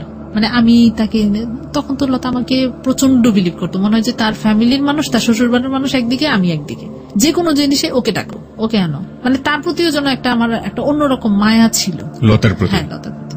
ওকে, তো ওই সবকিছু হসপিটালে নিয়ে এডমিশন করালাম, ওখানে তাকে দিয়ে আসা, কিন্তু রাতে কখনো থাকে না, এমনি আসা যাওয়া, ডেইলি 2-3 বার যাই তাকে দেখে আসতাম, এটা স্বাভাবিক, যেহেতু একটা সম্পর্ক ভালো, সেই আমাকে নিয়ে যেত। হ্যাঁ, মাসুদ নিয়ে যেত। অনেক সময় বলতো যে আজকে কি যাবা, তো বলছে হ্যাঁ, ওর একটু দেখে আসি, ঠিক আছে তুমি আসো এদিকে, আমি নিয়ে যাবো। এক তো তার সাথে ঘোরা, আর মানে ঘোরা কি ওই পর্যন্তই, তো প্রায় সময় ও আমাকে নিয়ে যেত। তারপরে কন্টিনিউ তো তাদের সাথে আসা যাওয়া, বাসায় আসা যাওয়া, আমাদের বাসায় আসতো, তাদের এখানেও যেতাম, এরকম করতে করতে অনেক সময় এর মধ্যে যে একটা কথা বলো না, রত বেচা হলো, কলাও দেখা হলো, মানে ভালোবাসার সম্পর্কটা এরকম ছিল যে ওই যে আমিও তখন বলে যে ওইখানে গেলে হয়তো দেখতে পাবো, মানে সে আছে বাসায়, কোথায় আছে, বাসায় আছি, আসবো বাসায়, আচ্ছা আজকে চলে আসো। ওই বিকালের দিকে আবার আমার এক ননদ আসে বেড়াতে। আপনারা যে ফ্রিকোয়েন্টলি কথা বলছেন, এটা কি লতা জানতে পারে ওই সময়টাতে? ও তার সামনেই আবার অনেক সময় কথা বলতাম, মানে লতার সামনে। এটা লতা কিভাবে নিত? না, এটা কোনো ভালোবাসার কথা ছিল না, অনেক দুষ্টামি, লুডো খেলতাম তাদের বাসায়, এখানে কোনো মাইন্ড করার মতো কোনো কাজও করতাম না, আর মাইন্ড করার মতো কোনো কিছু হতো না। যাই হোক, এটা আস্তে আস্তে যখন এগোতে থাকে, আমাদের সম্পর্কটা ওরকম গভীর হতে থাকে। লাস্টে যখন ওর সাথে এই সম্পর্ক থাকাকালীন আমি অসুস্থ হয়ে যাই, অসুস্থ হওয়ার পরে তখন আমি আর নিজেকে কেয়ার করতে পারতেছিলাম না, তখন সবকিছু বন্ধ করে আমি আমার বাড়িতে চলে যাই, দেশের বাড়িতে। আমার আম্মা আসছিল, সে আমাকে ওরকম ভাবে, মানে ডাক্তার ট্রিটমেন্টও করতে পারতেছি না, মানে একবার মরণাপন্ন অবস্থায়। তো আমি দেশের বাড়িতে চলে যাই। যাওয়ার পরে এক তো তার সাথে ঝগড়াঝাটি, এখন হয়েছে কি যে আমি আর পারবো না তার সাথে, তো বাড়িতে চলে যাই। ওখানে যাওয়ার পরে সম্পূর্ণ ডিপেন্ডেন্ট হয়ে গেলাম আমার ফ্যামিলির উপর, ভাইয়া আছে, ওরা সম্পূর্ণই নিল। তো ওখান থেকে সুস্থ হওয়ার পরে আমি আর আসতে চাইলাম না, আমি আর মানে ব্যাক করতে চাচ্ছি না আমার হাজবেন্ডের কাছে যে আমার আর ভালো লাগে না এই জীবন। আমরা বললাম যে তুমি যদি কোনো কিছু না করো তাহলে আমি এক ছাদে নিজে তোমার সাথে থাকা সম্ভব না। যাই হোক, এগুলো নিয়ে যেতে যেতে আমাদের প্রায় 3 বছর কেটে গেল। আমি বাড়িতে, হ্যাঁ, আমার ছেলে মেয়েকে নিয়ে ওখানে ভর্তি করাই দিই। তো এদিকে আবার হলো কি যে মাসুদ আমাকে দেখতে পারে না, যার জন্য সে একবার পাগল হয়ে গেছে। তার সাথে আমার আর দেখা হয় না। কতদিনের ডিসটেন্স? 1 বছর তার সাথে আমার আর কোনো দেখা হয় না আর কি। 1 বছর মাসুদের সাথে কোনো যোগাযোগ নেই? যোগাযোগ হয় না, যোগাযোগ হয়, ফোনে কথা হয়, দেখা হয় না, কারণ আমি ঢাকায় আসি না, দেখা হয় না। এর মধ্যে মাঝখানে একবার এসে আমি শুধু আমার জিনিসপত্রগুলো আমি নিয়ে গেছিলাম, আমার বাসা টাসা সব ছেড়ে দিয়েছিলাম, ছেড়ে দিয়ে ওখানে আমার দোকানে সবকিছু নিয়ে আমি বাড়িতে চলে যাই। তো তখনই তার সাথে দেখা হয়, তাদের বাসায় যাওয়া হয়, একদিন থাকাও হয় তাদের বাসায়। পরবর্তীতে যখন বাড়িতে যাই, এর মধ্যে আমার হাজবেন্ডকে নিয়ে বসা হয়। বসা হওয়ার পরে তার সাথে অনেক রাগারাগি হয়, আমাদের ফ্যামিলির মানুষও অ্যাডজাস্ট করতে পারতেছে না। পরে একদিন এক পর্যায়ে আমি ডিসিশনে নিলাম, তোমার সাথে থাকবো না, আমি সেপারেশনে যাব। তারপরে আমি অনেক কিছু হওয়ার পরে এখানে তাকে আমি সেপারেশন দিয়ে দিই। তো এদিকে হলো কি যে যখন মাসুদ জিনিসটা জানতে পারলো যে আমি সেপারেশন হয়ে গেছি। সেপারেশন মানে কি, ডিভোর্স দিয়ে দিলেন? হ্যাঁ, ফ্যামিলির মানুষের উপর আমি ডিপেন্ডেন্ট, তাহলে এই লোকের সাথে থেকে লাভ কি? আমি জানতে চাই আপনার কাছে এই মুহূর্তে যে আপনার জীবনে যদি এই মুহূর্তে আপনার লাভ, যেটাকে বলছেন মাসুদ, অ্যাডাল্ট্রি বা পরকীয়া যে সম্পর্কটা, এটা যদি না থাকতো, আপনি কি পারতেন আপনার হাজবেন্ডকে ডিভোর্স করতে? না। This is another important point, প্রিয় শ্রোতা। যত কষ্টই হোক, হ্যাঁ বলছিলেন যেটা, যত কষ্টই হোক আমি হয়তো তার কাছেই আমি থাকতাম, কিন্তু এই এত বড় ডিসিশন আমি নিতাম না। এই ডিসিশনটা নেবার পেছনে মাসুদ কি আপনাকে কোনো না কোনো ভাবে ইনফ্লুয়েন্স করেছে? না, সে কখনোই করেনি। আপনি কেন করলেন এটা? আমি তাকে আর ওই ভালোবাসাতে জড়ায় পড়াতে তার প্রতি এতটাই আমি আসক্ত হয়ে গেছি যে আমার ওর প্রতি আর কোনো ফিলিংসই আর কাজ করছে না। ফিলিংসই এটা আগেও ছিল না, এখন এটাকে মন থেকে, মাথা থেকে, সবকিছু থেকে এটা দূরে সরে গেছে। ওকে, তো ডিভোর্স আপনি দিলেন, আপনার হাজবেন্ড কি বলছিল ওই মুহূর্তে? মানতে পারছিল সে? না, ও তো ছিল না তখন। আমি এটা করে পেপারস পাঠিয়ে দিয়েছিলাম। তার মানে জানতো না? না, জানতো না। যখন জানলো তখন কি করলো? তখন সে এসে অনেক কান্নাকাটি করে। এর মধ্যে তো আমাদের বাসায় যায়, যার পর বললো যে তুমি এই কাজটা করো না, এটা কেন করছো, আমি এটা মানি না। ওখানে এসে সে আমার মামাদের সবাইকে ফোন করে বলতো সে যেন আমার কাছ থেকে দূরে না যায়, আমি আগের মতো হয়ে যাবো, আমি ঠিক হয়ে যাবো, আমি আর আগের মতো এরকম কান্নাকাটি করছে, অনেক কান্নাকাটি করছে। কিন্তু আমার আসলে পরে খারাপ লাগছে আর কি, যে ওই সময় কোনো ফিলিংসই কাজ করেনি। ফিলিংসটাই, তার প্রতি আমার কোনো ফিলিংসই কাজ করতো না। ছেলে মেয়েটা কার সঙ্গে ছিল? আমার সাথেই ছিল। ছেলে মেয়েদেরকে আপনি কি বোঝাতেন?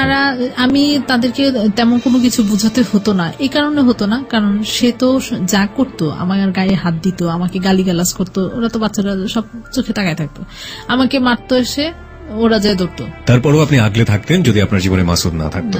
ওকে, তারপর তো এরকম করতে তাকে আমি সেপারেশন হয়ে যায়। এটা সেপারেশন হওয়ার পরে আরো হলো জীবন অন্ধকার। এই মোমেন্টে মাসুদ আপনার সঙ্গে কি রোল প্লে করেছে? যখন আপনি সিদ্ধান্ত নিয়ে ফেললেন তখন মাসুদকে আপনাকে মেন্টালি সাপোর্টটা দিয়েছে? সে আমাকে বলতো যে তুমি আসলে আর একটু চিন্তা ভাবনা করো। না, এমন হতো না যে সিদ্ধান্ত যদি নিয়ে ফেলেছো আর চেঞ্জ করো না, এরকম কোনো কিছু বলতো না? এরকম কোনো কিছু সে আমাকে এই ব্যাপারে কোনো সাপোর্ট করে নাই, বা কোনো কথা এই ব্যাপারে, ডিভোর্সের ব্যাপারে সে আপনাকে কোনো সাপোর্ট করে নাই? কোনোদিন কোনো কথা বলে নাই সে। এটা আমার সম্পূর্ণ নিজে থেকেই, কারণ আমি ধরেন একটা নেশার মতো অ্যাডিক্টেড হয়ে গেছি, এই জন্যই মনে হয় এরকম ধরনের, এই জন্যই হয়েছে এই ডিসিশন। যাই হোক, তাকে এসে যখন পেপারস গুলো পাঠাই দেওয়ার পরে ওই দিন অনেক কান্না করছি। ওই দিন রাতে এত কান্না, আমার বাবা মারা যাওয়ার পরও আমি এত কান্না করি নাই, এত কান্না করছে। আমার কেন জানি এত খারাপ লাগছে, খুব খারাপ লাগছে। যে মানুষটাকে আসলে আমার ছেলে মেয়ের দিকে চিন্তা করেন, কেন যে আমি আসলে নিজেকেই বুঝাইতে পারি নাই যে এটা কি হয়েছে, এটা কেন করলাম, এটা কেন যে এরকম একটা হলো। তো এই জিনিসটা আমার, তারপরে যাচ্ছি, কোথায় যাচ্ছি এটা আবার তখনই মাসুদকে জানালাম যে আজকে এরকম করব। ও আমাকে তখনও বারবার বলতো তুমি একটু চিন্তা ভাবনা করে দেখো, একটু চিন্তা ভাবনা করো, আসলে হুট করে এরকম একটা ডিসিশন নিও না, দেখো চিন্তা ভাবনা করো। আমি বললাম যে আসলে আমি আর পারতেছি না, আমি কি করব। আবার এই দিক দিয়ে সে আমার মামাদের ফোন করতেছে, কান্নাকাটি করতেছে যে না করেন ওরে এগুলো করতে, পাগলামি করতে না করেন। আচ্ছা ঠিক আছে, আমি একটা কিছু করবো, চেষ্টা করবো, এখন আর আগের মতো চলবো না, আমি ঠিক হয়ে যাবো। যাই হোক, তো আমি বাড়িতে চলে গেলাম। ডিভোর্সটা হয়েছে ঢাকা থেকে। তো বাড়িতে চলে গেলাম। বাড়িতে চলে যাওয়ার পরে তো এর মধ্যে আমি পড়াশোনা স্টার্ট করলাম, ওপেন ইউনিভার্সিটি থেকে ভর্তি হয়েছি। তো পড়াশোনা স্টার্ট করার পরে এগুলো সব খবর জানতো। তো আস্তে আস্তে সে করলো কি, যখনই তাকে এই পেপারস গুলো দিলাম তখনই সে আসলে মাসুদ ব্যাপারটা জানতো। জানার পরও সে আমাকে এটা প্রকাশ করে নাই। এই যে উল্টাপাল্টা কথাগুলো, তখন আমি বুঝতে পারছি আসলে সে জানে শুনে এগুলো আমার সাথে করতো, ফিল করতো। হয়তো আপনার হাজবেন্ড এটা জানতো, এর সাথে যেটা আপনার রিলেশনশিপ, এটা সে আগে জানতো কিনা আসলে আমি এটা ফিল করতে পারি নাই, বুঝতে পারি নাই। কিন্তু সে পরবর্তীতে কোত্থেকে এগুলা আমার মনে হয় যে এটা লতাই তাকে বলছে। লতা কিভাবে জানলো? লতা তো পরে যখন আমি ওখান থেকে চলে আসি তখন আমাদের সম্পর্কটা এরকম, মাসুদ পুরা মানে মেন্টালের মতো হয়ে গেল, আমাকে দেখতে পারতেছে না, আসতে পারতেছে না, আমি তার সাথেও মানে আর সম্পর্ক রাখতে যাচ্ছি না। কারণ হয়েছে কি যে এক তো আমি সেপারেশন হয়ে গেছে, তার সাথে একটা সম্পর্ক হইতে হইতে কিভাবে যেন এটা আমার মানে তাদের মধ্যে এই জিনিসটা প্রকাশ পায়। হ্যাঁ, তো আমার হাজবেন্ড লতার কাছে বলে যে সে এরকম করলো কেন, নিশ্চয়ই একটা কিছু হয়েছে, তুমি এটা ঘটনাগুলো ভালো করে দেখো না কেন, ভাবি আপনি একটু ভালো করে খোঁজ খবর নেন। তো ও আবার এটা একটু হলো যে আমার কথাও মাসুদ সবসময় বাসায় বলতো, ও এটা নিয়ে একটু সন্দেহ করলো। আমি আরেকটা কথা বলতে চাই, সেটা হচ্ছে আমার ডিভোর্সের জন্য যেটা অত্যন্ত ওতপ্রোতভাবে জড়িত ছিল যে কারণটা, সেটা হলো যে সে আমাকে তো প্রচন্ড সন্দেহ করতো। কে? আপনার হাজবেন্ড? আমার হাজবেন্ড আমাকে প্রচন্ড সন্দেহ করতো। এই সন্দেহটা আরো বেশি প্রকোপ হলো যখন আমি বললাম যে তার সাথে আমি টোটালি যাবো না, তখনই সে করলো গিয়ে আমার বান্ধবীর সাথে যোগাযোগ করলো। বান্ধবীর সাথে যখন যোগাযোগ হলো, কথাবার্তা বললো, তখন বললো যে ভাবি আপনি একটু দেখেন না প্লিজ, আমাকে একটু সাহায্য করুন, সে কেন এরকম করতেছে। এই আস্তে আস্তে কথা ফুটতে ফুটতে তাদের মধ্যে এটা মাসুদের কথা থেকে এটা প্রকাশ পেল। মানে মাসুদি সবসময় আমার কথা বলে, আমার প্রশংসা করে, হ্যাঁ লতার সামনে আমার প্রশংসা করে, আমার কথা বলে, এই করতে করতে মানে আর এদিক দিয়ে আমার সংসারের মধ্যে আমি পুরো সেপারেশন হয়ে যাচ্ছে। তার মানে ওদের অ্যাটিটিউডের মধ্যে আপনাদের দুজনের অ্যাটিটিউডই বুঝিয়ে দিয়েছে যে দুজনের ভিতরে এক ধরনের অন্যরকম সম্পর্ক আছে, এবং যেটার দ্বারা আপনার হাজবেন্ড আপনাকে রীতিমতো সন্দেহ করা শুরু করলো। এদিকে লতাও কি এই ধরনের কোনো কিছু করা শুরু করলো? এইটা তো মানে আবার তার হাজবেন্ডের সাথে শুরু করলো, ছাড়াছাড়ি হয়ে যেতেছে। কেন হইতেছে? সে যদি ভালো হতো সেটা করতো, সে নিশ্চয়ই কোনো একটা কিছু করছে। তোমাদের মধ্যে এমন কোন সম্পর্ক আছে যেটার জন্য তুমি বাধ্য করতেছো এটা ছাড়ার জন্য? কে আমি করবো কিসের জন্য? ওর হাজবেন্ড কি ভালো নাকি? ও তো সবসময় এরকম জ্বালাইতো, হয়তো তার জন্য এরকম হয়েছে। আস্তে আস্তে কিভাবে মানে ওদের থেকেই কথাটা আসলে মানে ফ্লেশ হলো কেমন করে সেটা আমি বুঝতে পারিনি। তো আমি যেটা জানতে চাচ্ছি সেটা হচ্ছে যে সে সবকিছু জানতো, জানার পরেও আপনাকে রিকোয়েস্ট করতো যে আপনি তাকে ছেড়ে না যান, তাই তো? হ্যাঁ। This is a very important point প্রিয় শ্রোতা। একজন মানুষ সংসারের প্রতি মনোযোগী না, তারপরেও চাচ্ছে সংসারটা না ভাঙুক, কারণ তারপরেও চেয়েছে যে এই মানুষটাকে ধরে রাখতে। আমরা 4 মিনিটের একটা বিজ্ঞাপন বিরতিতে যেতে চাই, এবং বিরতির পরে ফিরে এসে আমরা বাকি যে সত্য, ভয়াবহ সত্য, সেই সত্যের মুখোমুখি হব। আমরা আরো একটি SMS পোলের মুখোমুখি করছি আপনাদের।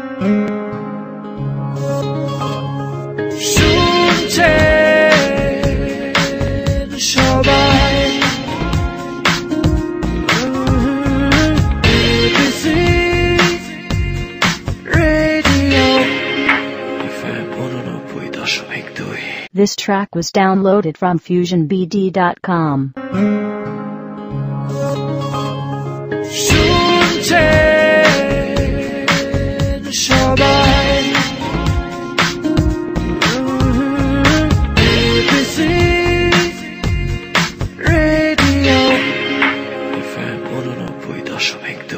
সবাইকে যারা এখন পর্যন্ত লুবনাকে বিলিভ করেছেন কিংবা করেননি, কনফিউশনে আছেন, তারা ইয়েস নোর মাধ্যমে জানিয়ে দিতে পারেন আপনাদের বিশ্বাসযোগ্যতার লেভেল। আপনি যদি মনে করেন লতা যা বলেছে এখন পর্যন্ত তার সবটুকুই সত্যি, তাহলে আপনি লিখবেন ইয়েস। যদি মনে করেন যে না, তার বিপরীতটাই আসলে আপনি বিশ্বাস করছেন, তাহলে আপনি লিখবেন নো।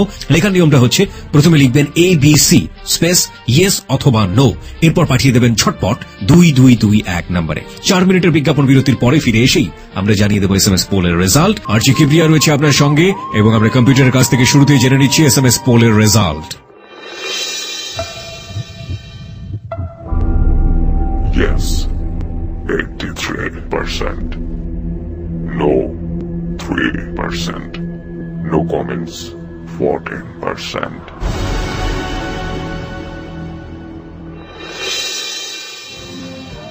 কম্পিউটার বলছে 83% ইয়েস, 3% হচ্ছে নো, এবং 14% হচ্ছে নো কমেন্টস। আজকের এই অপ্রিয় সত্যের লেভেলটি আমাদের এই জায়গাটা থেকে, এবং আমরা বলতে পারি যাহা বলিব সত্য বলিবর ইতিহাসে প্রথম এমন একটি সোশ্যাল প্রবলেম নিয়ে আমরা আজকে কথা বলছি, যেখানে আমি লুবনাকে থ্যাঙ্কস দিব অবশ্যই, যে লুবনার মতো অনেকেই রয়েছেন এই সোসাইটিতে যারা এরকম ভুল করেন, এবং একই সাথে এই ভুলগুলোর পেছনে একটা শক্তিশালী ব্যাকগ্রাউন্ডে থাকে, যারা এই ভুলের দিকে ঠেলে দেন তারা অনেকেই আজকে সচেতন হবেন। অনেক হাজব্যান্ড এন্ড ওয়াইফ এখান থেকে অনেক কিছু শিখতে পারবেন, শুধু সন্দেহের জায়গাটুকু শিখবেন না। কারণ যে ফ্রেন্ডশিপের জায়গাতে এত বড় ধরনের অনৈতিক একটি সম্পর্কে জন্ম নিল, সেই ফ্রেন্ডশিপ শুধুমাত্র ফ্রেন্ডশিপও হতে পারে। সুতরাং ফ্রেন্ডশিপটাকে সন্দেহ করার কোনো সুযোগ নেই। আমরা ফিরতে চাই লুবনার কাছে, তবে তার আগে বলতে চাই যদি ওকে দেখতে চান চলে আসতে পারেন আমাদের ফেসবুকে। আমাদের ফেসবুকের ঠিকানা facebook.com/ABC Radio FM 89.2। আবারও বলছি facebook.com/ABC Radio FM 89.2। ওখানে গিয়ে লাইক দেবার সঙ্গে সঙ্গে আপনি যাহা বলিব সত্য বলিবর মেম্বার হয়ে যাবেন।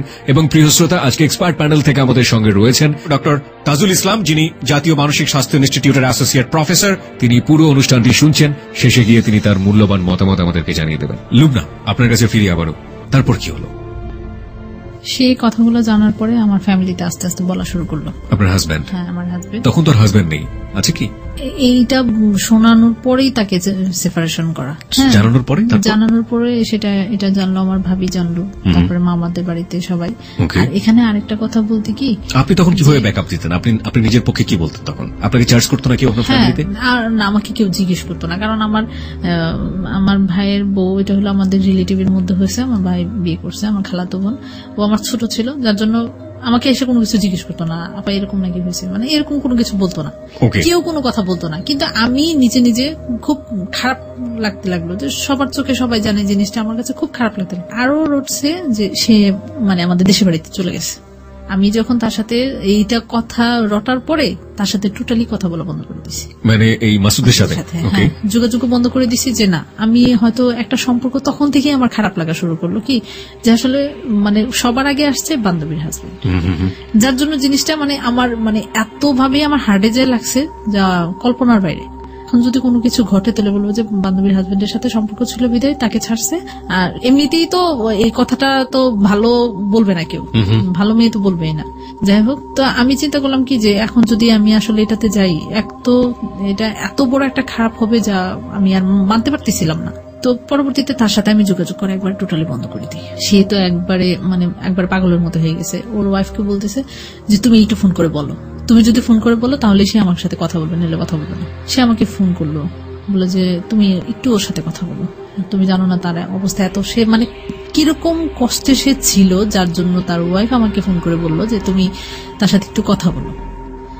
তো এর আগে আমি কেন আরো তার প্রতি হলাম, তার ওয়াইফ আমাকে একবার ফোন করে বললো, আমার বান্ধবী আমাকে ফোন করে বললো কি যে তোমার কাছে আমি তার জীবন ভিক্ষা চাচ্ছি। ও মাই গড। হ্যাঁ, যে আসলে সে এতটা তোমার প্রতি উইক হয়ে গেছে, তোমাদের মধ্যে এরকম সম্পর্ক, তুমি তাকে ভুলে যাও, তাকে ছেড়ে দাও। তো তখন আমি তার সাথে আসলে এই কথাটা সে আমাকে বলার পর আমি তার কোনো কথাই বলতে পারি নাই। আমার যে এত কান্না পাইছে, আমি তাকে বললাম যে তখন যে তুমি কোনো চিন্তা করো না। এই কথাটা সে আমাকে বলার পর আর বললো যে আমি তোমার কাছে তার জীবন ভিক্ষা চাচ্ছি, আমি তাকে অনেক ভালোবাসি, আমার একটা মেয়ে আছে, তুমি ওর জীবন থেকে সরে যাও, তুমি তার সাথে যোগাযোগ, সে যত কিছুই করুক তুমি তার সাথে কথা বলো না, ফোন করো না, কথা বলো না। আমারও তো তখন প্রচন্ড কষ্ট হচ্ছিল। তখন আমি বললাম যে আমি চেষ্টা করবো। আমি আসলে তখন তাকে বললাম যে আমি আসলে তোমার সংসার ভাঙতে চাইও না, কিন্তু তাকে আমরা দুজনকে অনেক ভালোবাসতাম। আসলে এটা এতটুকু পর্যন্ত কেন জড়ালো, কিভাবে জড়ালো, আসলে নিজেরও বুঝতে পারিনি। আপনার কখনো এরকম মনে হয় না যে লতার কাছ থেকে আপনার কিছুটা হলো শেখার আছে? আমি জানি যে আপনি অনেক হার্ড রিলেটিভ ফেস করছেন এবং আপনার সঙ্গে যা হচ্ছে সেটা অন্যায় সাংসারিক ভাবে, কিন্তু লতার সঙ্গেও তো একই কাজই হচ্ছে। তারপরে তো লতা তার হাজবেন্ডকে ছাড়েনি। সে ছাড়েনি। এবং আপনার দুটো সন্তান, একটা ছেলে একটা মেয়ে। ঠিক আছে, আপনি একটু বলবেন আমাকে যে মাসুদ আপনাদের গ্রামে চলে আসলো আপনার সঙ্গে দেখা করার জন্য? ক্রেজি হয়ে দেখা করিনি। হ্যাঁ, আসছে এবং লোকজন দেখেছে তাকে। হ্যাঁ, লোকজন দেখেছে এবং সে কারো কাছে কোনো কিছু বলে নাই। আর আমার ভাবি তো চিনে তাকে, আমার ভাবি চিনে। সে যখন আমাদের বাসায় আশেপাশে ঘুরতেছে সে দেখে সেটা তো সে ভাইয়াকে সব বলছে। কিন্তু ভাইয়া আমি মানে ও আমাকে কোনো ব্যাপার কোনো কথাই বলতে চাচ্ছে না। সে আমার দিকটাই দেখতেছে যে আমি কি করি, আমি তখন কি করব, কি করতে চাচ্ছি, কি করতেছি, সেটাই সে দেখতেছে। তো আমি বললাম যে না, আমি তার সাথে দেখা করবো না। যখন এই কথাটা গিয়ে বললো যে সে দেখা করবে না, তখন সে চলে গেল। সে অনেকক্ষণ আমাদের এলাকায় ছিল, কথা বলার পরও তারপরে সে চলে গেল। অনেক রাতে বাসায় এসে পৌঁছার পরে এই যে ফোন দিতেছে, আমি আর ফোন রিসিভ করি না। তো একবার আমার খুব খারাপ লাগলো রাতে, তখন আমি তার ফোন রিসিভ করলাম। ও খুব কান্না করতেছে যে তুমি এই কাজটা কেন করলো, তুমি আমার সাথে দেখা করলো না। তখন আমি বললাম যে তুমি কেন আসছো এখানে, তুমি বুঝো না আমি তোমার সাথে কেন যোগাযোগ করি না, কেন কথা বলি না।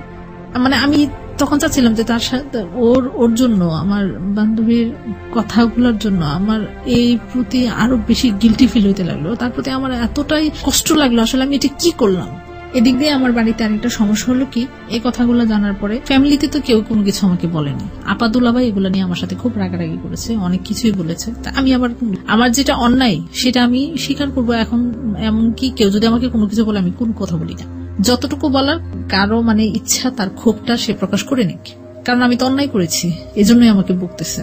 এই জন্য আমি কারোর কোনো কথাও বলিনি, কোনো শব্দ মানে কেউ কোনো প্রতিবাদ করিনি কোনো কথার। তো এদিক দিয়ে আমার বাড়িতে থাকাটা যেটা আমার দ্বিতীয় যে পর্যায়টা ওইটা এসে দাঁড়ালো, সেটার কারণ হলো আমার ভাইয়ের ওয়াইফ। এটা অনেকদিন আমি 2টা বেবি নিয়ে ওখানে ছিলাম। এইটাই পরবর্তীতে তাদের একটা, তারপরে আবার আমার হাজবেন্ডকে তখন ডিভোর্স দিয়ে দিই। ওগুলা কথাবার্তা নিয়ে অনেক ইয়ে হওয়ার পরে তারপরে ডিভোর্স পাওয়া অবস্থায় আপনার হাজবেন্ড এসে কান্নাকাটি করে আপনার কাছে যে ডিভোর্স করবেন? হ্যাঁ, ফোন করছিল, হ্যাঁ ফোন করে কথাবার্তা বলে। এরপরেই কিন্তু মাসুদ আসে ডিভোর্স দেওয়ার পরে।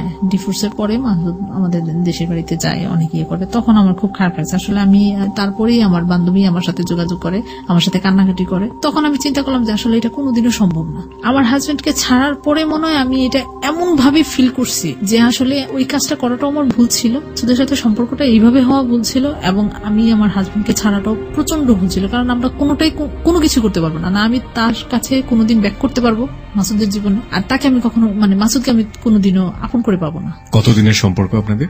প্রায় 3 বছর। 3 বছর ধরে এই ধরনের এফেকশন, ইলিউশন বা লাভ, হোয়াটএভার ইট ইজ, যেটাই বলি না কেন, সেটার মধ্যে একবারের জন্য মনে হয়নি এই কথাটা।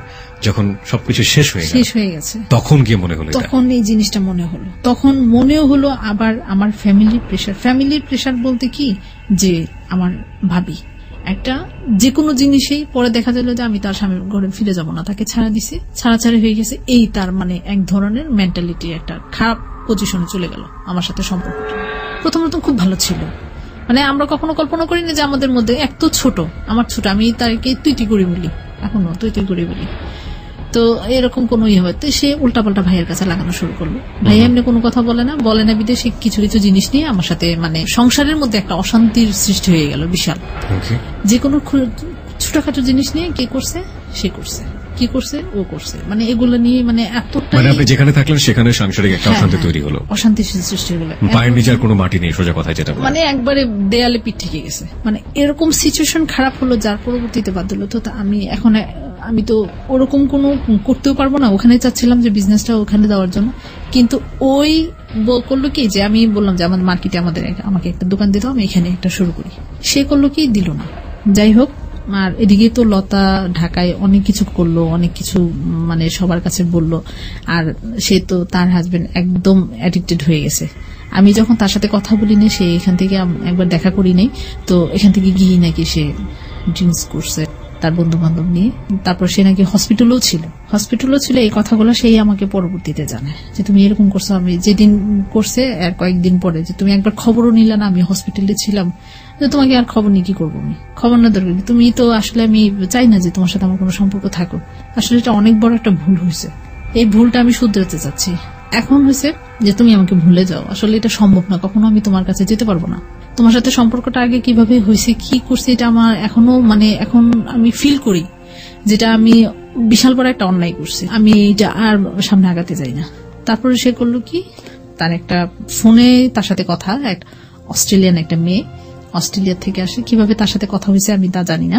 তো ওদের সাথে ওই ফ্যামিলিতে ওই লতা করলো কি, ওর সাথে বললো যে তুমি ওর সাথে বাইরে চলে যাও, তুমি যখন থাকতে পারবে না। তার আগে একটা কথা বলিনি, আমার ভুল হয়ে গেছে এখানে। সেটা হলো কি, যখন আমার ফ্যামিলিতে এই টর্চারিং গুলো, আমার মেন্টালি টর্চারিং গুলো হয়ে দাঁড়ালো, একদিন আমার ভাবি আমার সাথে রাগারাগি করে দৌড় দিয়ে এসে আমার গায়ে হাত দিল, আমার গায়ে হাত দেওয়ার পরে আমি তো এমনিতেই শেষ। তারপর মনে হয় যে আমি আরো মানে অস্তিত্বহীন হয়ে গেছি। সেটা মানে নিথক একটা সাধারণ একটা জিনিস নেই, মানে ওরকম কোনো ঝগড়াঝাটি করার মতো কোনো ব্যাপার নাই। তার কথা হলো যে এখন সে কিভাবে আমাকে বের করবে, ওই জিনিসগুলাই প্রতিনিয়ত সবকিছু ব্যাপারে ছোটখাটো জিনিসগুলোতেই এই ঝগড়াঝাটির একটা ইয়ে করলো। তারপর করলো কি, একবার ও এই ঝগড়ার পরের দিনে আবার ওর ভাইকে, ওর মাকে ঢাকা থেকে নেওয়াইছে আমাকে মারার জন্য। ওর ভাই আমার বড় বোনকে হুমকি দিয়ে বলতেছে যে আমি যাচ্ছি আজকে ওরে মাইরা, তারপরে ওরে বাড়ি থেকে বাইরে করবো। কেমনে থাকে ওই এলাকায় দেখুন, আমার বাড়িতে গিয়ে আমাকে এরকম হুমকি দেয়। আমার ভাইয়া খাটের বসে আছে, কোনো কিছুই বলে না।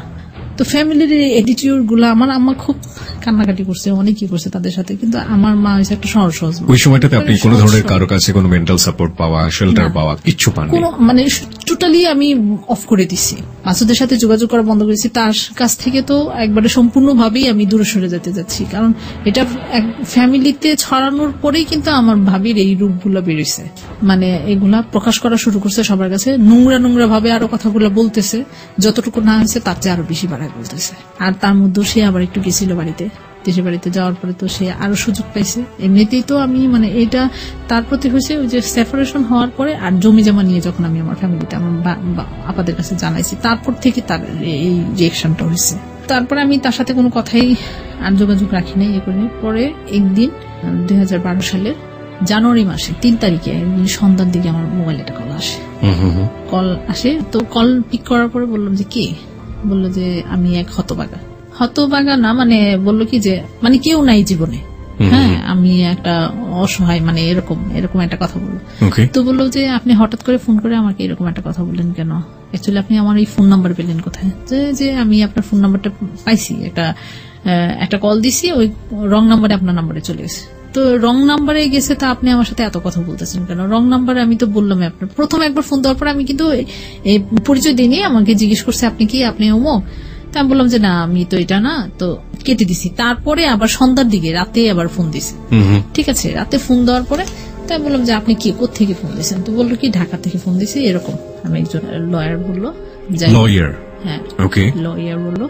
তো বললাম যে কি ব্যাপারে, কি কথা, আমি এত পেজ বুঝি না, এত কিছু না। তো আমি ভাবছি হয়তো কোনো ঘটকের মাধ্যমে সেই কথাগুলো, তখন কিন্তু আমার ফ্যামিলি মানুষ আবার এই যে গুলো হচ্ছিল বিদায় আমার বড়াপা আবার চাচ্ছিল যে একটা বিয়ে শাদী হয়ে যায়, তো এইভাবেই মনে হয় যে সে নাম্বার পাইছে। যাই হোক আমি আর তাকে তত কথা বলিনি, শুধু ডিটেলস বললাম। তো বললো কি 3-4 দিন পরে সে আবার কল দিল, পরে আমি তার ডিটেলস অ্যাড্রেসটা জানতে চাইলাম, যে আমার তো কয়েকজনকে আবার একটু হলো যে এদিক দিয়ে ভাবি আরেক দিয়ে বান্ধবী, মানে হয়তো কাউকে দিয়ে আবার কোনো কিছু করতেছি কিনা। তো ও আবার এমনিতে তো চালাক, তো এত কিছু বলে নাই, শুধু বললো যে আমি হঠাৎ করে আপনার নাম্বারটা পাইছি, আপনার সাথে কথা বলে ভালো লাগছে। আমি কি আমার সাথে কথা বলে ভালো লাগছে, আমি আসলে কথা বলতে চাচ্ছি না, কেন আপনি শুনেন আগে আমার কথা শুনেন। তো এই কথা বলার পরে এইভাবে তার সাথে কথোপকথন হয়। জিজ্ঞেস করলাম কোথায়, তার ফ্যামিলি ব্যাকগ্রাউন্ড দিল।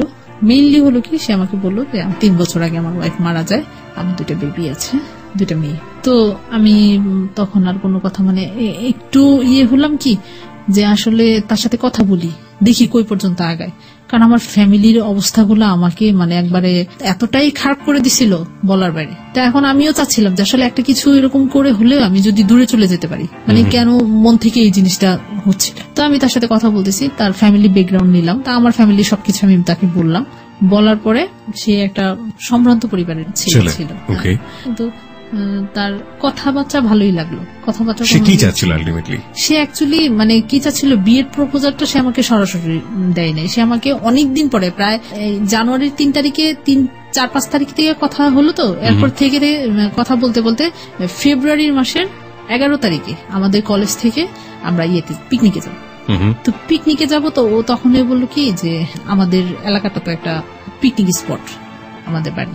কলেজ থেকে পিকনিকে যাবেন মানে আপনি তো তখন পড়ছেন না? হ্যাঁ আমি তখন উন্মুক্ততে ভর্তি হলাম। তখন আপনি উন্মুক্ততে ভর্তি হয়েছিল? Okay fine. হ্যাঁ উন্মুক্ত থেকে আমি ওখান থেকে পিকনিকে যাবেন। হ্যাঁ তো আমি বললাম যে একটা কাজ করো, তোমরা যেহেতু যাবাই, তোমরা তখন আমাদের মধ্যে একবারে ফ্রিলি কথাবার্তা হচ্ছে, কারণ তার ফ্যামিলি সব ব্যাকগ্রাউন্ড আমি জানতে পারছি, সে আমার কথাও সবকিছু জানছে। আমিও তাকে কোনো কিছু লুকাইনি যে আমার এরকম হাজবেন্ড ছিল, আমার এই অবস্থা হয়েছে, আমি এখন এই পরিস্থিতিতে আছি, মানে এটা অনেক পরে অল থিংস ডিটেইল। মানে আপনি আমাকে যেটা বললেন বা আজকে যে বিজবিতে যা বলছেন সব বলেছেন? হ্যাঁ সব বলছি তাকে। ওকে। তার ফ্যামিলিগতভাবে চাচ্ছে তাকে বিয়ে করার জন্য, কিন্তু সে চাচ্ছিল কি যে আমি এমন একটা মেয়েকে বিয়ে করবো যার বাচ্চা কাচ্চা আছে, এরকম একটা মেয়েকে বিয়ে করতে। ওকে। তারপরে তার সাথে কথা হলো, এর মধ্যে কিন্তু আবার এই যে মাসের আবার যাওয়া আসা, সে মাঝে মধ্যে প্রায় সময় দেখা করতে পারতো না, আমার ডাইরেক্ট কলেজে চলে যেত, যে শুক্রবার দিন ক্লাস থাকতো, শুক্রবার দিনও আমার সাথে দেখা করতে যেত, আমি দেখা করতাম না। একদিন দেখা গেল কি যে আমি ওই দিন যাইনি, কলেজে সারাদিন থেকে ওই দিন পরে বিকালে চলে আসছে। তো কাউকে তো চিনে না, কাউকে কোনো কিছু জিজ্ঞেস করতে পারে। লতার কি অবস্থা? লতা কি সংসারটাকে ভেঙে ফেলেছে? না, তারপরেও সে আঁকড়ে ধরে আছে। তারপর কি হলো? পরে ওখান থেকে আমাকে সে ফোন দেওয়ার পরে এরকম ভাবে চলতে থাকে, আমরা আবার পিকনিকে যাই। এই ফার্স্ট তার সাথে দেখা। হ্যাঁ পিকনিকে ওদের এলাকাতে, ওদের বাড়িতে পিকনিকে যাওয়া হয়। তো ওইটা একটা মানে পিকনিক স্পট এবং একটা নাম করা বাড়ি। Okay fine. হ্যাঁ হ্যাঁ, তো ওখানে যাওয়ার পরে এই ফার্স্টলি সে আমাকে দেখে। তার সাথে সাথে আমার তার দুইজন মুরব্বীর সাথে ফোনে কথা হয়। হ্যাঁ, সে নানা ডাকে, দাদা ডাকে, এরকম। তো তাদের মুরব্বীদের সাথে কথা বলার পরে তো ওনাদেরকে দেখায়। দেখানোর পরে ওনারা বললো তো হ্যাঁ ভালোই, তো খারাপ না, হ্যাঁ ঠিক আছে, তুমি এটা প্রস্তাব করতে পারো। আপনি তখন কি জেনেছেন যে আপনার কাছ থেকে নাম্বারটা কিভাবে পেয়েছে, আপনার নাম্বারটা কিভাবে পেয়েছে? আমি তাকে অনেক বলেছি, কিন্তু সে কোনোভাবেই বলে নাই। আচ্ছা। হ্যাঁ, তো আমি বললাম যে কিভাবে, বললো যে এমনি রং নাম্বারে চলে গেছে। সে আমাকে প্রথম ফোনটা করিয়ে একটা অন্য নামে ডাক দিল। ওকে ফাইন, সেটা তো আমরা প্রথমে বুঝেছি, কিন্তু পরবর্তীতে গিয়ে নিশ্চয়ই আপনি আবিষ্কার করতে পেরেছেন। এটা বিয়ের পরে আবিষ্কার করতে। মানে লোকটাকে আপনি বিয়ে করলেন কতদিন পরে বিয়ে করেছিলেন? মানে জানুয়ারির 3 তারিখে তো তার থেকে কথা শুরু হয়, তো ওই 2012 সালে 24 এপ্রিল আপনি তাকে বিয়ে করলেন। এবং আপনি মন থেকে কি তাকে রিসিভ করেছিলেন নাকি শুধু একমাত্র ফ্যামিলির এই টর্চারিং এর কারণে? আমি ফ্যামিলি থেকে বাঁচতে চাইছিলাম, যে আসলে আমার এখানে আর থাকাটাই অসম্ভব হয়ে পড়ছিল, এবং যে কারণে আপনি বিয়েটা করলেন। হ্যাঁ, তারপরে আমি এই প্রস্তাবটা যখন সে আমাকে প্রায় 3-4 মাস পরে সে আমাকে প্রস্তাব দেয় যে আমি আসলে একই লাইনে আছি, আমাদের যেহেতু নাই, আমারও ওয়াইফ তো আমাকে তো বিয়ে করাবি, আর তোমাকে তো আর এভাবে রাখবে না, তোমাকে তো বিয়ে দিবে, ঠিক আছে। আমাকে দেখানোর পরে সে আমাকে প্রস্তাবটা দিল। তো আমি বললাম কি যে এভাবে তো আর হয় না, আপনি একটা কাজ করেন, আপনি আমাদের বাড়িঘর এসে দেখে যান। হ্যাঁ, আমি যখন তাদের এখানে গেলাম, ওইটা দেখার পর দেখি যে আমরা ওই তুলনায় কোনো কিছুই না। তোকে বললাম কি যে আপনি এসে আগে দেখে যান, দেখে গিয়ে আমার ফ্যামিলি আছে, আমার মামারা আছে, বাবা যেহেতু নাই, তো আর আমার বড় আপা আছে, তাদের সাথে কথা বলেন। তো আমার এই কথা বলার অনেকদিন পরে সে আমাদের দেশে বাড়িতে গেল। তারপর ও তো আগেই বললো যে আমি শুধু একমাত্র বিয়ে করবো একটা মেয়ে, আমি তোমাকে বিয়ে করবো, তোমার কোনো কিছু আমার দেখার দরকার নেই, তবুও দেখার দরকার আছে। এই বিয়েটা কি পারিবারিক ভাবে হয়েছিল? পারিবারিক, আমার ফ্যামিলি মানুষ জানতো। এখানেও আমি একটা প্রতারিত হই। সে বলেছে তার ফ্যামিলি মানুষ সবাইকে জানাইছে, কিন্তু তার ফ্যামিলি মানুষ ওরা ওদেরকে বলছে, ঠিক আছে, কিন্তু তারা কেউ এটা অ্যাকসেপ্ট করে নাই। তো আমার বললো কি যে তারা এই কারণেই অ্যাকসেপ্ট করে নাই, কারণ তোমার 2টা বাচ্চা আছে, এই জন্য, নাহলে আর সবকিছু ঠিক ছিল। বিয়েটা হওয়ার পরে কি হলো? বিয়ের পরে আমি প্রায় তার এখানে গেছি অক্টোবর দিকে। তো ওইখানে বাসায় দেখি যে বিভিন্ন ধরনের বিভিন্ন সমস্যা, ওখানে তো তারা মানবেই না, এই বিয়ে তারা অ্যাকসেপ্টই করে নাই, তো আনুষ্ঠানিক ভাবে কোনো কিছু হবে না। তখন সে আমাকে অনেক বুঝালো, ঠিক আছে বাদ দেবে বলে, আমাদের তো এখনো বয়স হয়ে গেছে, এত কিছু আর করার দরকার নেই, সংসার করবো এখন আমরা করবো, আমাদের ছেলে মেয়েরা মানুষ হবে, বড় হবে। কত বড় ছিল? বড়ই ছিল, 13-14 বছর ছিল। 13-14 বছর ছিল। একটাই মেয়ে? দুটো মেয়ে ছিল। হ্যাঁ, এই জন্য আরেকটু বলে যে মেয়েদের বিয়ে দিলে শ্বশুর বাড়িতে চলে যাবে, আসবে যাবে, ওরকম। মেয়েরাও তো সাধারণত ওরাও প্রথম আমাকে অ্যাকসেপ্ট করে নাই, ফোনে কথা বলতে। জি, আপনি একটু বলেন আমাকে এই পর্যায়ে যে আপনার সাথে ওনার যোগাযোগটা কিভাবে হলো, আপনি আবিষ্কার করলেন কোন পর্যায়ে গিয়ে, কে ছিল এর পেছনে, নেপথ্যে হোতা কে ছিল? পরবর্তীতে জানতে পারি, যখন আমাকে সে বলল অনেক রিকোয়েস্ট করার পরে, আর আমি উদ্ঘাটন করলাম তখন যখন শুনি যে তার শ্বশুর বাড়ি, তার মানে তার ওয়াইফের বোনের বাড়ি, তার বাবার বাড়ি যেখানে, সেখানে তাকে সে চিনে। হ্যাঁ, তাকে সে চিনে। চেনার পরে তখনই আমি বললাম যে তাহলে তুমি এখান থেকে আমার নাম্বার পাইছো, তাছাড়া তো আমার কোনো মাধ্যম নেই তোমাকে ফোন করার। আমি তো ভাবছি যে হয়তো কোনো ঘটকের মাধ্যমে হয়তো তুমি পাইছো। হ্যাঁ, বললো যে পরে সে স্বীকার করলো, আসলে মিথ্যা বললে তো আর লাভ নাই, ঠিক আছে, হ্যাঁ সত্যটা এখন স্বীকার করি, হ্যাঁ সেই আমাকে নাম্বারটা দিছে। তা আমি বললাম যে কিভাবে নাম্বার দিল, কিভাবে, কেন আসলো তোমার কাছে? সে তো সবসময় আসতো, সেই তো অন্য টাইপের মেয়ে ছিল। তো আমি আর তার সম্পর্কে এখন আপাতত বলতে যাচ্ছি না। তো যে সে সবসময় আসতো আমার সাথে কথা বলতো এই ব্যাপারে। এখন অনেক আইসা কান্নাকাটি করলো যে আমার হাজবেন্ডকে তো এরকম একটা মেয়ে পছন্দ করে, এই সেই পাগল বানায় ফেলছে, এই সেই, দেখেন আপনি কিছু করতে পারেন কিনা। তখন বলে কি ওই মেয়ের নাম্বার দাও আমাকে। এইভাবেই সে আমার নাম্বারটা নিল। নেওয়ার পরে কথা বলতে বলতে হাজবেন্ডকে পাগল করে ফেলছে, মানে হচ্ছে লতা। হ্যাঁ, লতার কাছ থেকে নাম্বারটা নিয়েছে। হ্যাঁ, লতার কাছ থেকে সেইগুলো জানতে পারলো। তারপর বিয়ের পরে অনেকদিন কেটে যায়। আমি অক্টোবর ওই বাসায়, আর তার ফ্যামিলি মানুষ যেহেতু এটা মানতেছে না, তা আমার ফ্যামিলি থেকে এটা একটা প্রেশার আসছে ওর উপরে যে তাহলে আপনি এটা করলেন কিসের জন্য? হ্যাঁ, আপনি জানেন আপনার ফ্যামিলির মানুষ এটা নেবে না, মানবে না, তো কেন অসহায় একটা মানুষ মেয়েকে আপনি এরকম একটা করলেন? তো আমার আপাকে অনেক বুঝাইলো যে আপা আপনি নিয়ে টেনশন করেন না, আমি ওকে মাথায় করে রাখবো, এই ব্যাপারে কোনো টেনশন করার দরকার নেই, কারোর উপর কেউ কথা বলার কোনো সুযোগ দেবো না তাকে। তো জাস্ট ফাইন। এখন যেহেতু হয়ে গেছে, এখানে তো আবার আরেকটা কিছু করা যায় না, সেকেন্ড টাইম। তো আমি এটা আপাকে বললাম যে থাক, যা হয়েছে হয়তো আমার কপালে ভাগ্যই এমন ছিল। তা আমার মনে তো ওইটাই যে আমি তাকে আসলে কষ্ট দিচ্ছি, এটা আমাকে তখন থেকেই আমি ফিল করা শুরু করছি যে আসলে ওই কষ্টের কারণেই কিন্তু আমি এই জিনিসগুলো আমার হচ্ছে। মানে আপনার হাজবেন্ডকে কষ্ট দিয়েছেন সেটা? আমার হাজবেন্ড প্লাস লতা দুজনকে আপনি কষ্ট দিয়েছেন, যে কারণে আপনার লাইফে এটা হয়েছে। বিদায় আমার লাইফে আমি না হলে সেকেন্ড ম্যারেজ এরকম হবে, ওর ফ্যামিলিটা অ্যাডজাস্ট করবে না কেন? আর নোট অন দ্যাট পয়েন্ট প্রিয় শ্রোতা, সেকেন্ড যে ম্যারেজটা হলো সেখানে কিন্তু ওনার আপনার তার পরিচয় দিতে কোনো সমস্যা হতো না, কারণ সে লয়ার ছিল, তার অনেক প্রেস্টিজ ছিল, সম্ভ্রান্ত পরিবার ছিল, কিন্তু আপনি পরিবার কি পেলেন? Very crucial point. আমরা ছোট্ট একটা বিরতি নিচ্ছি, বিরতির পর ঠিক রাত 1টা বাজলেই আমরা আবারও ফিরে আসব। মানুষের এই চাওয়া না পাওয়ার জায়গাগুলোতে অনেক বড় বড় ভুল করে ফেলে। হার্ট নামক যে গোলাকার যে বস্তুটি রয়েছে সেখানে কোনো লজিক নেই, কোনো যুক্তি নেই, কোনো অযৌক্তিক কোনো ব্যাপার স্যাপার নেই, মানে নিজের মতো করে খেলে। কিন্তু ওটাকে কন্ট্রোল করা খুবই খুবই খুবই গুরুত্বপূর্ণ, না হলে জীবন আসলে তছনছ হয়ে যায়। এবং এই তছনছ জীবনের শেষ পর্যায়টা কি সেটা আমরা জানবো ঠিক 1টার পর। প্রিয় শ্রোতা, আপনারা চলে আসতে পারেন আমাদের ফেসবুকে বোনটিকে দেখার জন্য। আমাদের ফেসবুকের ঠিকানা facebook.com/ABC Radio FM 89.2। আমি আবারও বলছি facebook.com/ABC Radio FM 89.2। ওখানে গিয়ে লাইক দেবার সঙ্গে সঙ্গে আপনি যাহা বলিব সত্য বলিব মেম্বার হয়ে যাবেন। রাত 1টা বাজিয়ে ফিরে আসছি, সাথেই থাকবেন। যাহা বলিব সত্য বলিব, যাহা বলিব সত্য বলিব।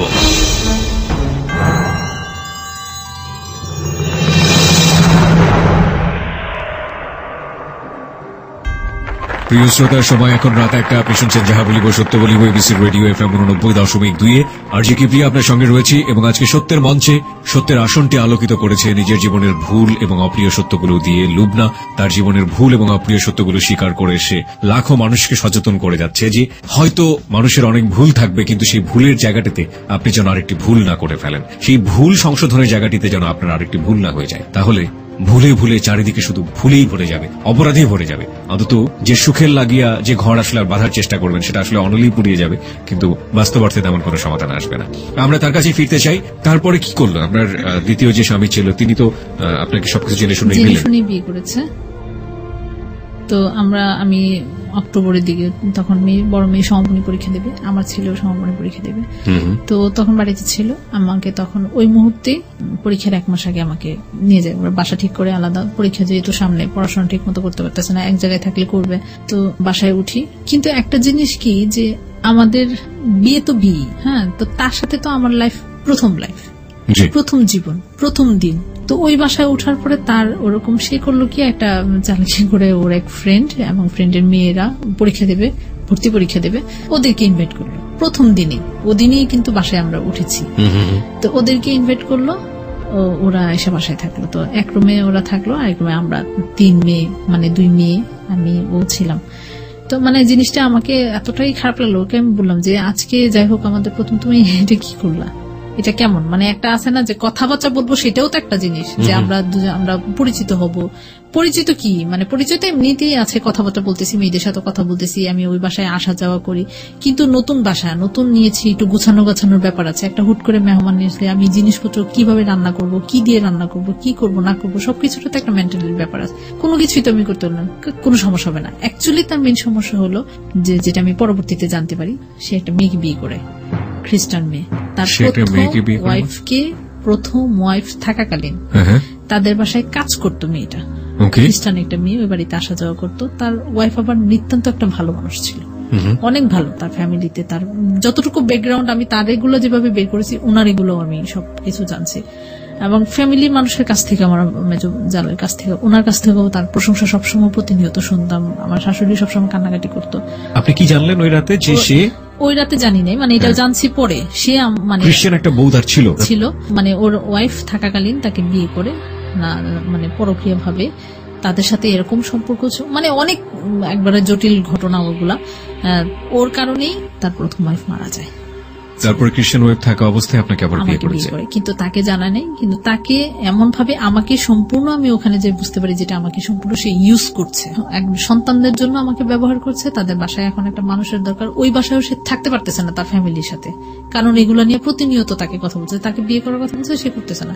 ওই যে এমন একটা মানুষ, বিয়ে করার কথা বলছে, মানে আমার সেকেন্ড হাজবেন্ডকে।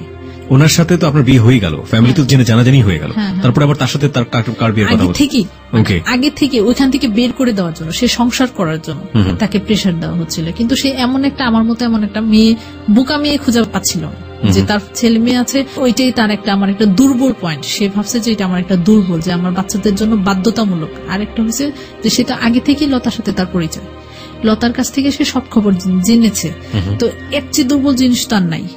আলটিমেটলি আপনার গৃহ পরিচারিকা যেটাকে বলে, এক ধরনের সার্ভ করার একটা মানুষ দরকার ছিল, সেভাবে আপনাকে নিয়ে গেছে। ওকে, তারপর কি হলো? তো ওখানে আস্তে আস্তে মানে সবার সাথে পরিচয় করাই দিচ্ছে, জানাচ্ছে। কিন্তু এদিক দিয়ে দেখা যায় কি যে সে বাসায় যদি, ঢাকায় যদি থাকতেছে 2 দিন, 3 দিন সে দেশে থাকতেছে। কি ব্যাপার, আমি এখানে নতুন আসলাম, আমি চিনি না জানি না, তুমি মানে একটা আছে না যে একটা ভালোবাসার ওরকম কোনো কিছুই তার কাছে পাচ্ছিলাম না।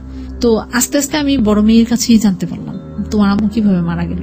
মানে কারণ সে তো তখন একটু বুঝে, ক্লাস 3-তে না 4-এ যখন তার মা মারা যায়। তো ওর কাছে আস্তে আস্তে জানতে জানতে জানতে জানতে পরে এগুলা সে ডিটেলস আমাকে সব বললো, যে আর আমাকে আম্মু বলেই ডাকতো। পরবর্তীতে তার আম্মু আম্মু বলে আমার সাথে অনেকটা ফ্রি হয়ে গেছিল। আর ছোট মেয়ে তো একবারে পাগল, কোনো কিছু হলেই আম্মু। আর বড় মেয়ে হয়েছে কি, সে তো অনেক কিছু বুঝে।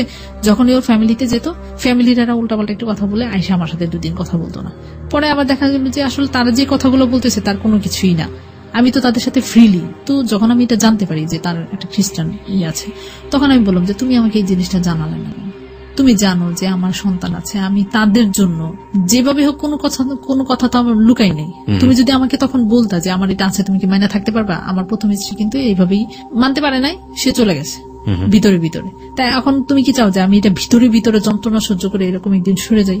তা আমার তো মরতে কোনো ইয়ে ছিল না, কিন্তু আমার সন্তানদের জন্য আমি এত বড় কাজ করতে পারবো না। আর আমার কোনো ইচ্ছাও নাই যে আমি সুসাইড করবো, মরবো, ওগুলা তুমি চিন্তা করো না। ভদ্রলোকের প্রথম ওয়াইফ সুইসাইড করেছিল। সুসাইড কি, এটা নিতান্ত একবারে একটা হত্যাই বলা হয়। কারণ মানে যতটুকু আমি তার বড় মেয়ের কাছ থেকে জানতে পেরেছি, যেদিন উনি মারা যায়, উনি ডায়াবেটিসের রোগী ছিলেন, তো ওনার প্রতি কোনো কেয়ারই তার ছিল না। হ্যাঁ, আর ওনার এই ঘটনাগুলি দেখতে দেখতে উনিও মানে নিজের প্রতি একটা, নিজের জীবনের প্রতি একটা মানে বাঁচার একটা তাগিদ সে হারাই ফেলছে। যে আপনি সেকেন্ড যে মানুষটার কাছে গেলেন একটা নিজের পায়ের নিচে মাটি খুঁজে পাওয়ার জন্য, সেটা আলটিমেটলি ছিল না। আপনি কি তার সাথে এখন ঘর সংসার করছেন? না না না, তার সাথে, তার মানে তার সাথে আপনার ডিভোর্স হয়ে গেছে। অবিনাগত আপনি সিদ্ধান্ত নিলেন আপনি ডিভোর্স করার জন্য। এটা হলো এই বছর রোজার ঈদের আগে, এবছর প্রথম রোজায় আমি ওখান থেকে, এবছর মানে 2013 সালে, 2013 সালের প্রথম রোজায় 3 দিন আগে থেকেই এগুলা নিয়ে কঠিন ঝগড়া।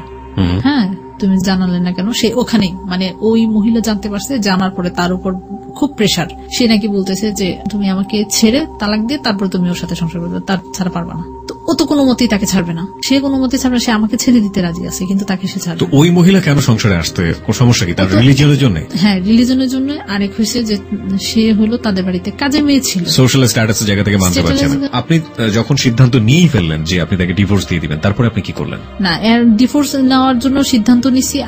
এর আগে দিয়ে একটা ঘটনা হলো কি, সে ওখান থেকে আসার পরে আমার তখন পরীক্ষা চলছিল। তো শুক্রবারে পরীক্ষা দিয়ে ওই দিন আমি আবার ঢাকায় বেক করছি। তো সকালবেলা, শনিবারে সকালবেলা আমাকে বড় মেয়ে বলতেছে যে আম্মু, আপুর ছোট মেয়েটার খুব জ্বর। তাই আমি বললাম যে জ্বর, আমি চলে আসতেছি। তো ওদিন জ্বর বিধায় আমি যখন বাসায় যাই, তখন রাতে আমি তাকে ফোন দিই। তখন সে ওই মহিলার কাছে ছিল। তখন আমি তাকে ফোন দিই, সে আমার ফোন রিসিভ করে না। তখন আমি ওই মহিলার নাম্বারে ফোন দিই। ফোন দেওয়ার পরে আমি বললাম যে ওর বাবাকে দেন। বললো যে আমি কি তোর সাথে কন্ট্যাক্ট করছি নাকি, মানে এরকম বাজে বাজে কথা বললো। এই কথা বলার পরে তো মেজাজ এমনিতেই মেয়ের জ্বর, বাসায় কোনোটা মানে কোনো হেল্প করার মতো কোনো মানুষ নাই, কাউকে আমি সাহায্যের জন্য ডেকেও আনতে পারবো না। তো এই কথা বলার পরে সে ওখান থেকেই তার কাছ থেকেই ফোনটা নিয়ে এসে আমাকে মানে অনেক গালিগালাজ করলো। তো আমি রাত্রেবেলা খুব কান্নাকাটি করতেছি। ওই কথা বলার পরে ওই মহিলা আবার তার উপর ভীষণ প্রেশার, তাদের মধ্যে বিশাল ঝগড়াঝাটি হয়েছে। হওয়ার পরে সে রাতেই চলে আসছে ঢাকায়। বাসায় আসার পরে রাত্রে কোনো কথা বলে না। তা আমি কোনো কিছু বলি না। আমি আবার যখন কুমিল্লা যাই, তখন আবার ওই মহিলাকে একসময় রাতে বাসায় নিয়ে আসে, দেখানোর জন্য, তাকে কনভিন্স করার জন্য যে বিয়ে করছে, মানানোর জন্য বিভিন্ন ভাবে। তো এই জিনিসগুলা বড় মেয়ে বাসায় যখন আমরা ঢুকি, তখন এই জিনিসগুলা সে মানে কেমন যেন লাগতেছে, বিভিন্ন জায়গায় একটা জায়গার মধ্যে ব্লাড লেগে আছে, মানে বিভিন্ন কিছু সে চোখে পড়ছে এবং আমাকে জিজ্ঞেস করছে। আমার তো এমনি মেজাজ খারাপ। তখন আমি এই জিনিসগুলা দেখে তখন আমি বললাম আসলে ব্যাপারটা কি, বাসায় তো কেউ আসছিল, বাসায় তো এর মধ্যে একদিনের মধ্যে তো কেউ আসার কথা না।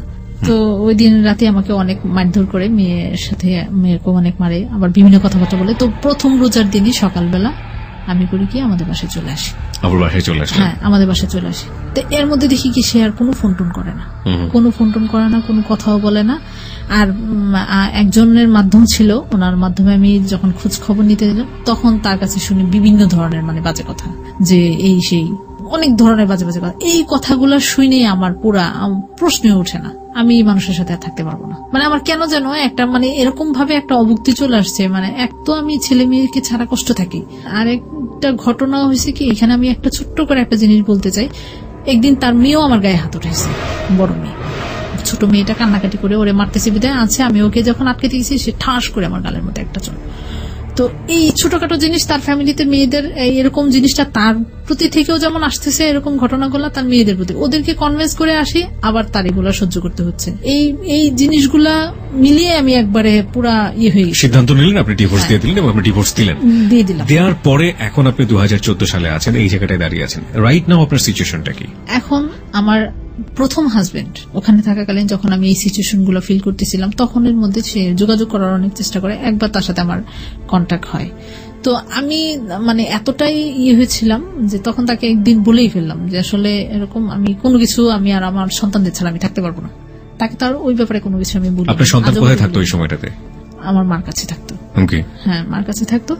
তো আমি ওকে বললাম যে আমি আমার তাকে শুধু এই কষ্টটাই দেখালাম যে আমি আমার সন্তানদের ছাড়া থাকতে পারতেছি। আগের কোনো কথাই বলেননি? না, এখন পর্যন্ত সেই ব্যাপারে কোনো কিছু। আজকে যেগুলো স্বীকার করলেন সেগুলো আপনার হাজবেন্ড কিছু জানেন না? না, এগুলো কোনো কিছু। ইভেন আপনি মাসুদকে নিয়েও কিছু বলেননি তার সম্পর্কে? না, ওই ব্যাপারে এসব জানে, শুধুমাত্র কোনটা জানে না তাহলে? একমাত্র আমার হাজবেন্ড এই ব্যাপারে কোনো, মানে আমার প্রথম হাজবেন্ড এই ব্যাপারে কোনো কিছু জানে না। সেটা হলো যে তাকে বললাম কি যে আমি যদি সবকিছু ভুলে গিয়ে মানে আমি যদি তোমার কাছে আসতে চাই তো তুমি কি আমাকে মেনে নিবা? তো সে অনেক প্রায় সময় তো খুব কান্নাকাটি করতো যে তুমি এটা কেন করলা, তুমি চলে আসো, তুমি চলে আসো। তো একদিন তাকে আমি এই কথাটাই বললাম। তো সে বলার পরে যে আমি সব ভুলে যাবো, আমি কোনো কিছু মনে রাখবো, তুমি যা করছো এটা আমারই অন্যায় হয়েছে, আমারই ভুল হয়েছে, আমি তোমার সাথে এরকম আচরণ করি। হ্যাঁ, এগুলো বলতেছে। তা আমিও খুব কান্নাকাটি করলাম তখন যে আসলে তোমার কোনো না, আমার ভুল ছিল। আমি তো সুখের জন্য হয়তো সুখের সন্তান চাচ্ছিলাম, আমার ভাগ্যেই নেই, তো এটা আর হবে কিনা সামনে জানি না। তো তুমি কি আমাকে মাইনে নিবা? তুমি খালি চলে আসো। আমি এই পর্যন্ত তো কেউ জানে না, তার ফ্যামিলির মানুষও কিন্তু এখন পর্যন্ত জানে না যে আমি এত ঘটনা আমি ঘটাই ফেলছি। আপনার হাজবেন্ডকে ডিভোর্স দেওয়ার কত বছর অতিবাহিত হয়েছে? কত সালে ডিভোর্স দিয়েছেন? 11-তে। 2011-তে? 2011 তার 2 বছর। তার হাজবেন্ড মানে আপনার, কিন্তু ওখান থেকে আমি ঢাকা থেকে তার সাথে সেপারেশন 9 থেকে সেপারেশন, কিন্তু 2009 থেকে সেপারেশন এবং 2013, তার মানে 4 বছর টোটাল আমরা বলতে পারি। এই 4 বছর আপনার হাজবেন্ড, ফার্স্ট হাজবেন্ডের ফ্যামিলি কি জানে যে আপনারা শুধু সেপারেশন আছেন কিন্তু তার একটা বিয়ে করেছেন, এগুলো কিছু জানে না? না, কোনো কিছু জানে না। সেপারেশন বলতে কি আমি আমার বাবা মার কাছে মানে আমার ফ্যামিলিতে আছি, আমি তার কাছে। ডিভোর্স হয়ে গেছে এটা তো জানেনি? না, এটা জানে না। ডিভোর্স হয়ে গেছে এটাও জানে না। এটা কি জানেনি? আপনার হাজবেন্ডই জানায়নি? জানাই নাই সে। এখন আপনি রাইট নাও ফিল করেন যে আপনার হাজবেন্ডই আপনার জন্য পারফেক্ট মানুষ ছিল? অবশ্যই। সে কি এখনো ইট, পাথর, বালি এগুলো নিয়ে কাজ করছে? হ্যাঁ, এখন এগুলো নিয়ে আছে। আপনার এগুলোর জন্য কোনো খারাপ লাগে না এখন যদি আপনি তার কাছে ফিরে যান খারাপ লাগবে না? না, আপনার হাজবেন্ড তো এখনো সেই ইট পাথর নিয়ে আছে। আপনার ধরেন আপনার তার মধ্যে, তার চরিত্রের মধ্যে কোনো পরিবর্তন আসেনি, সে ওই রকম টাকা পয়সা ওই রকম ভাবেই চলবে। আপনি পারবেন এখন এগুলো মেনে নিতে? আপনার হাজবেন্ড তো আপনাকে চাচ্ছে এখন, সেই ফার্স্ট হাজবেন্ড। এখন এটা আমি বাধ্য হয়েই মেনে নিতে হবে, কারণ আমার সন্তানরা এখন বড় হয়েছে, তাদের পরিচয়ের জন্য। তার মানে আপনি নিজে চান না, শুধুমাত্র তার পরিচয়ের জন্য? আমার সন্তানদের জন্য আমি নিজে চাই নাকি, এটা তো আমার চাওয়া কি। এখন আমাকে মানে কষ্ট করে তার কথাগুলো শুনে। আরেকটা ব্যাপার এখানে হয়েছে কি যে সে 2012-তে সেও বিয়ে করছে। আপনার হাজবেন্ডও বিয়ে করেছিল? হাজবেন্ড বিয়ে করছে, কিন্তু সে আমাকে জানায়নি। তখনও যদি সে বলতো যে এতটা কষ্ট পেতাম না, হয়তো এটার জন্য আমি দায়ী ছিলাম, সেটা তো আমি সবসময় মানি। তখন আমি বলতাম যে তুমি কি বিয়ে করছো? তুমি যদি বিয়ে করো, আমি যেহেতু একটা ভুল করছি, সেই ভুলটা তোমার মধ্যে হতে পারে। তখন আমি তোমাকে বারবার বলতাম যে যাও, আমি বিয়ে করে ফেলছি, তুমিও করে ফেলো, তোমারও তো একটা জীবন আছে, তুমি করে ফেলো। চোখে না কি বলো, আমি তোমাকে ছাড়া। মানে সে আসলে কি আরেকটা জিনিস, সে প্রচন্ড মিথ্যে কথা বলতো। আপনি আমাকে বলেন এখন যে আপনি যাহা বলিব সত্য বলিবতে কেন আসলেন? এই যে আমার আজকে আমার বান্ধবীর সাথে যে অন্যায়টা আমি করছি, সম্পর্কটাকে আমি অপবিত্র করে ফেলছি। কারণ আমাদের যে বান্ধবীর একটা সম্পর্ক, ওই সম্পর্কটাই থাকা ছিল, কিন্তু তার যে বিশ্বাসটা আমার প্রতি ছিল তার ভাঙ্গাটা আমার মোটেও উচিত। আপনার বান্ধবীর সাথে আপনি যাকে লাভ করতেন তার সম্পর্ক কি শেষ হয়ে গেছে, ডিভোর্স হয়ে গেছে তাদের মধ্যে? না না, তারা স্ত্রী সংসার করছে, পর্যন্ত স্ত্রী সংসার করতেছে, কিন্তু সংসারের মধ্যে কোনো শান্তি। এই ব্যাপারে ধরেন এখনো যদি মানে সে কারোর সাথে কথা বললে আমার সাথে কথা বলতেছে, বাইরে বাসায় যদি লেট করে নাকি যদি বাসায় ফেরে তাহলে বলে কি যে ওর সাথে বেড়াতে গিয়েছে। মানে মাসুদ এখন আপনাকে লাভ করে, এখনো পছন্দ করে।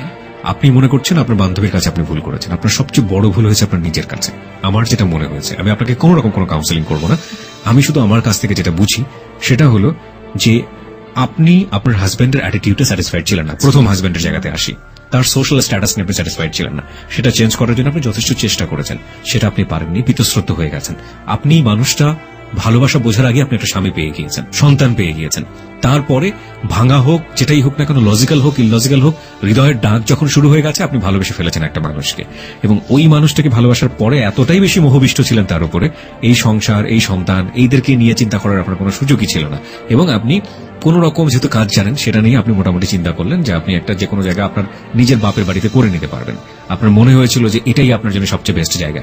কিন্তু পরবর্তী দিকে আপনি দেখলেন যে মেয়েদের আসলে বিয়ের পরে নিজের বাপের বাড়ি বলে কোনো কিছু থাকে না, এবং সেখানে থাকা অবস্থায় আপনি আপনার হাজবেন্ডকে ডিভোর্স দিয়ে দিলেন। দেবার পরে আপনি দেখলেন যে একটা মানুষ, যে মানুষটা আপনাকে মোবাইলে নক করছে, একটা আননোন মানুষ, যে মানুষটার সম্পর্কে আপনি কোন রকম জেনে শুনে বা অল্প বিস্তর জেনে আপনি তাকে বিয়ে করে ফেললেন আপনার পায়ের মাটির জন্য। সেখানে গিয়ে দেখলেন যে ওখানেও আপনার কোনো জায়গা নেই, এবং আপনার এখন যে ভুল শিকারের জায়গাটা সেখানে আপনি পাচ্ছেন আপনার বান্ধবীকে। আপনার বান্ধবীও তো আপনার মধ্যে ভুল করেছে। আমার হাজবেন্ডের সাথে আমি মারাত্মক ভুল করেছি, এটা তো অনেক বড় ভুল। আপনার হাজবেন্ডও আপনার প্রতি ভুল করেছে, আপনিও আপনার হাজবেন্ডের প্রতি ভুল করেছেন।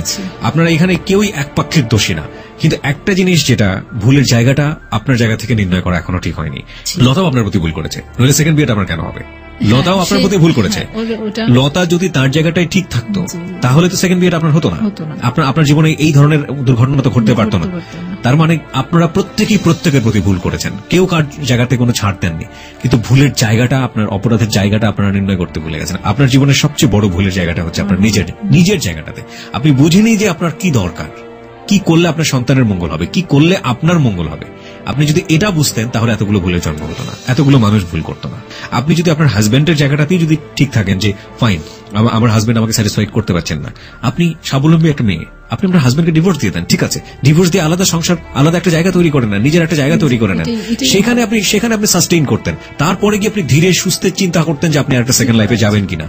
তার আগে তো আপনি আরেকটা ভুল করে ফেললেন, একের পর এক ভুল করছেন, কারণগুলো বলেছেন, আপনি সাপোর্টটাও পাননি। এবং আপনি এখন যেটা হচ্ছে যে আপনি এক্সিস্টলিং, আপনার হয়তো প্রথম স্বামী আপনাকে ফিরে যাচ্ছে, রাইট? আপনি আরেকটা ভুল করতে যাচ্ছেন। টু বি অনেস্ট, হয়তো আপনি আজকের এই শোটা থেকে চলে যাওয়ার পরে আপনার এগুলো মাথায় থাকবে না, আপনি হয়তো এই ভুলটা করেই ফেলবেন। আমি একটা জিনিস হয়তো আমার এটাই আমাকে এখন বর্তমানে আমাকে প্রতিনিয়ত আরেকটা কষ্ট, মানে আমি এখন কোনো দিশে পাচ্ছি না যে আমি আসলে আমার এখন কি করা উচিত।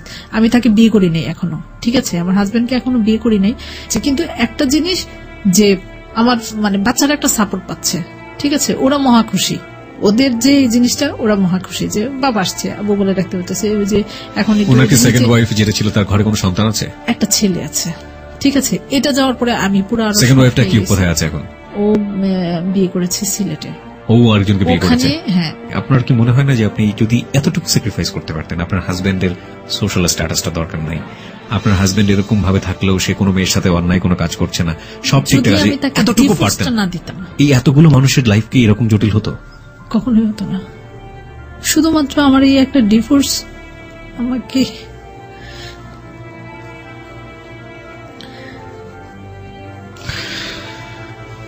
ওর ভুলটা বুঝতে পেরেছে। প্রিয় শ্রোতা, কথা হচ্ছে যে ওদের সন্তান, দুটো সন্তান, ওই দুটো সন্তানের ফিউচারগুলো আসলে কি হবে? হ্যাঁ, মানে একটা ছেলে এবং একটা মেয়ে। মা কিন্তু কাজ জানে, সে বিজনেস করছে, এখন নিজের পায়ের নিচে মাটি আছে, কিন্তু পিতৃ পরিচয় দরকার ওনার ধারণা মতে, ওনার জায়গাটা থেকে। সেই জায়গাটা নিয়ে অনেক ডিবেট থাকে। সমাজ বদলে যাচ্ছে, প্রত্যেকটা মানুষ তার নিজ পরিচয়ে বড় হবে, সেখানে বাবা কি বা মাই কি, কিন্তু আমরা কতটা আপডেটেড হতে পেরেছি আমাদের মানসিকতার জায়গাটা থেকে? শুধু একটা জটিল জিনিস, জটিল একটা সমীকরণ যে এখানে ভুলটা আসলে কোথায়। একটা ভুলের পেছনে অনেকগুলো ভুল, একটা অপরাধের পেছনে অনেকগুলো অপরাধ। কাউকে এককভাবে দোষী করাটা কিন্তু খুবই খুবই খুবই মুশকিল, কিন্তু যদি স্লিপ করে একজন মানুষ এখানে স্যাক্রিফাইস করতো, ধরুন তার হাজবেন্ডই তার ওয়াইফের জন্য স্যাক্রিফাইস করলো, কিংবা ওয়াইফই তার হাজবেন্ডের জন্য যদি স্যাক্রিফাইসটা করতো, তাহলে এতগুলো ভুলের জন্ম কি হতো? প্রশ্ন থেকেই যায়। কিংবা যদি একটা সুখের জীবন সে বেছেই নিতে চাইতো, তাহলে নিজের পায়ের মাটিটা শক্ত করে তারপরে তো এই সিদ্ধান্তগুলো নিতে পারতো। দিয়ে দিল হাজব্যান্ডকে ডিভোর্স, তারপরে সন্তানগুলোকে নিয়ে আলাদাভাবে বসবাস করতে পারতো। কিন্তু সেটাও কি আমাদের এই সোসাইটিতে একটা মেয়ে চাইলেই পারে? ঠিক আছে, তারপরও আপনার জায়গাটা থেকে আপনার যাদেরকে সরি বলার, এই সরি বলার জন্য অনুষ্ঠানে এসেছেন, আপনি সরি বলতে পারেন। জানতে চাই সেটা হলো যে একটা মেয়ে চাইলেই পারে, কিন্তু এটা কি সাপোর্ট ছাড়া কি একটা মেয়ে একটা কিছু করা কি সম্ভব? এটা কোনো মেয়েই পারে না। ফ্যামিলির সাপোর্ট ছাড়া, ফ্যামিলির সাপোর্ট ছাড়া পারবে না, ফ্রেন্ডদের সাপোর্ট ছাড়া পারবে না। আমি যেখানে ছিলাম এখানে যদি আমার ভাই যদি আমাকে একটু সাপোর্ট করতো, তাহলে আমার এই সেকেন্ডারি ভুলটাও কখনো হতো না। আর সে বিয়েটা করেছে তখনই কনফার্ম হয়ে, যখন আমি বিয়ে করেছি তখনই সে বিয়ে করেছে। আপনার হাজবেন্ড মানে তখনই বিয়ে করেছে যখন আপনি বিয়ে করেছেন। দেখুন কত বড় একটা ব্যাপার। আচ্ছা, তো বলার কি আছে আপনার জায়গা থেকে যদি কোনো কাউকে কোনো কিছু বলার থাকে, বা কোনো লিসনারদেরকে যদি কোনো অ্যাডভাইস করার থাকে আপনার জীবনের এক্সপেরিয়েন্স থেকে?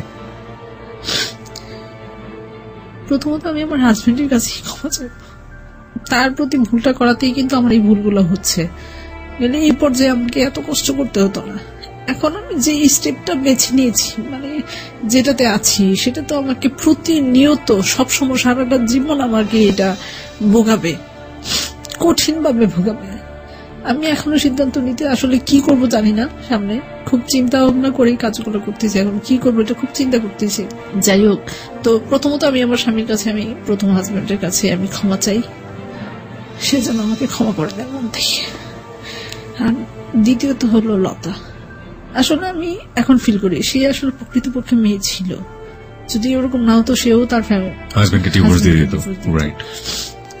কিন্তু একটা জিনিস তার মাথায় রাখতে হবে, আসলে আমি যদি তার কথাটা না রাখতাম, তাহলে কিন্তু আমি কোনো কিছুই দ্বিধা না করে কিন্তু আমি তার হাজবেন্ডের কাছে ফিরে যেতাম, এবং আপনি চাইলে ওর সংসারটা ভেঙেও দিতে পারতেন। হ্যাঁ, ওটা আমার ধারা কোনো ব্যাপারই ছিল না। কারণ সে যেরকম আমার জন্য পাগল ছিল, যে অবস্থা সে করেছে সেটা আমি বাসায়, সে জানে ভালো করে। তারা একসাথে সামনাসামনি বলছে যে না, আমার পক্ষে সম্ভব নয়, তোমার সাথে কোনোদিন কথা বলবো না, তুমি বলে যেতে পারো না আমাকে, এগুলো কি শুরু করছো, তোমার সাথে আমার কোনো সম্পর্কই ছিল না। আমি সাথে সাথে ওর সামনে আমি তাকে অস্বীকার করছি, আর এদিক দিয়ে আমি কাঁদতেছি। ঠিক আছে, তো আমার বান্ধবীর প্রতিও কিন্তু আমার ভালোবাসাটা ছিল, তাকে আমি ওরকম ভাবে ইয়ে করতাম, কিন্তু এই জিনিসটা আমি করি নাই, করতে পারিনি।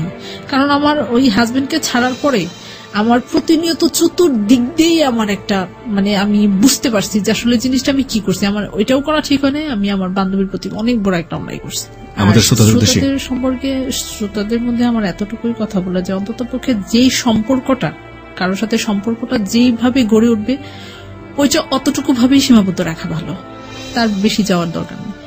বন্ধু বান্ধবের সাথে সম্পর্ক বন্ধু বান্ধব পর্যন্ত থাকাই ভালো, আর ভালোবাসার সম্পর্কটা একটা সম্পূর্ণ অন্যরকম। আর ওটা প্রাপ্তবয়স্কে যেটা হওয়াটা, ওটাই বুঝে শুনে করাটাই মনে হয় সবচেয়ে বেটার। আমি আপনাকে লাস্টে একটা কোশ্চেন জিজ্ঞেস করতে চাই, খুব সহজ করে হাঁড়া বলে উত্তরটা দিলেই চলবে। আপনি আপনার হাজবেন্ডকে রেসপেক্ট করতেন? এখন না, ওই সময়টাতে যখন আপনি তাকে সহ্য করতে পারতেন না, রেসপেক্ট, শ্রদ্ধা করতেন না? দিস ইজ দ্য পয়েন্ট, প্রিয় শ্রোতা। সম্পর্কের মধ্যে যে এলিমেন্টগুলো দরকার হয়, যেগুলো সম্পর্কের কেমিস্ট্রি এবং যেগুলো সম্পর্ককে বাঁচিয়ে রাখে, তার মধ্যে অন্যতম একটা জিনিস হচ্ছে যার সাথে আপনার সম্পর্ক, তার প্রতি শ্রদ্ধাবোধ। হাজবেন্ড অ্যান্ড ওয়াইফ সম্পর্ক এত ভালো, এত প্রিটি সম্পর্ক, পৃথিবীর পবিত্রতম সম্পর্কের মধ্যে অন্যতম একটি। সেখানে যদি রেসপেক্ট না থাকে, সেই সংসার টিকবে কি করে? এটা মানে তার প্রতি যেমন আমার ছিল না, আমার প্রতিও তার ছিল, দুজনের প্রতি ছিল না। এখন একটা ব্যাপার, এটা একটু না বললেই নয়, যে এখন সে প্রতিনিয়ত, প্রথম তো সে আমাকে বলছে যে না, যেটা হয়ে গেছে হয়ে গেছে, তুমি তো তোমার ভুল বুঝতে পারছো, তুমি আমার কাছে ফিরে আসো। এখন আমি তার কাছে ফিরে আসাতে, মানে তার কাছে ফিরে আসা মানে কি, আমি তো ওইটা ছেড়ে, ওইটা তো হয়েছে আমার ইয়েতেই আমি এটা ছেড়েছি, কিন্তু তাকে তো বুঝতে দিয়েছি আমি তার জন্য, হয়তো আমার সন্তানদের জন্য চলে এসেছে। কিন্তু এখন যেটা হচ্ছে ওটা হলো যে তার কাছে ফিরে আসাতে সে মনে হয় যে আরো সুযোগ পাইছে এই কথাগুলো বলার। কথাগুলো বলে সে আপনাকে খোঁটা দেয়, মানে কঠিন আকারের খোঁটা। তাহলে আমি আমার জায়গা থেকে বলবো, this relation should not be continued. Again I repeat, this relation should not be continued. বাকি ইটস আপ টু ইউ, আপনি কি করবেন। আপনার সন্তানরা বাবার পরিচয় বড় হোক, সেটা কোনো সমস্যা নেই, বাবা বাবাই, কিন্তু আপনার জায়গা থেকে রিলেশনশিপে যাওয়াটা কোনোভাবেই উচিত হবে না। এটা আমার জায়গা থেকে বলা, আমি ব্যক্তিগতভাবে এটা অনুভব করি, বাট সিদ্ধান্ত আপনার। ওকে, আমরা শেষ করতে চাই। আপনার কোনো কিছু বলার আছে? প্রিয় শ্রোতা, আমরা লুবনার জীবনের অপ্রিয় সত্যগুলো তুলে ধরলাম। এই মুহূর্তে আমরা মুখোমুখি হব আমাদের এক্সপার্ট প্যানেলে, যিনি আমাদেরকে এতক্ষণ ফোনে শুনেছেন। তার মুখোমুখি তিনি কি বলেন আমরা একটু শুনতে চাই। খুবই খুবই খুবই ক্রুশিয়াল একটা পর্ব আজকে উপস্থাপিত হয়েছে যাহা বলিব সত্য বলিবতে। এখানে অপরাধ বলতে মার মার কাট কাট, অপরাধ বলতে ভায়োলেন্স কোনো কিছু নেই। অপরাধ বলতে একটা সম্পর্ককে জবাই করা, একটা সম্পর্ককে স্ম্যাশ করে দেয়া এবং নিজেকে চারদিক থেকে আবদ্ধ করে ফেলা সমাজের কঠিন বাস্তবতায়। এই ভুলগুলো, এই অপরাধগুলো কেন হয়, কি তার ফলাফল হয়, সেটা তো আপনারা দেখেছেন। এবং সেটার একটা সোশ্যাল ব্যাকগ্রাউন্ড কি করতে পারে আমাদের এই লুবনা, সবকিছু নিয়ে এখন কথা বলবেন আমাদের এক্সপার্ট প্যানেলের মেম্বার, জাতীয় মানসিক স্বাস্থ্য ইনস্টিটিউটের associate professor doctor Tajul Islam. আমরা তার মুখোমুখি হচ্ছি।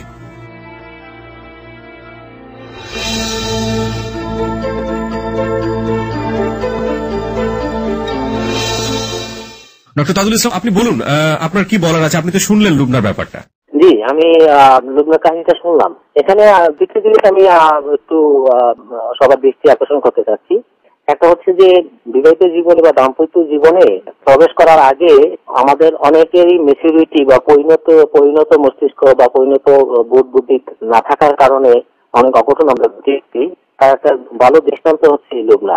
হ্যাঁ, সেটা হচ্ছে এই যে ওই বয়সে তরুণ তরুণীদের মধ্যে একটা আকাঙ্ক্ষা থাকে, একটা স্বপ্ন থাকে, কিছু মোহ থাকে যে আমার স্বামী হয় স্ট্যাটাসের দিকে উপরে থাকবে, অথবা দেখতে শুনতে খুব ভালো থাকবে, অথবা অর্থ দিক থেকে বিত্তশালী হবে।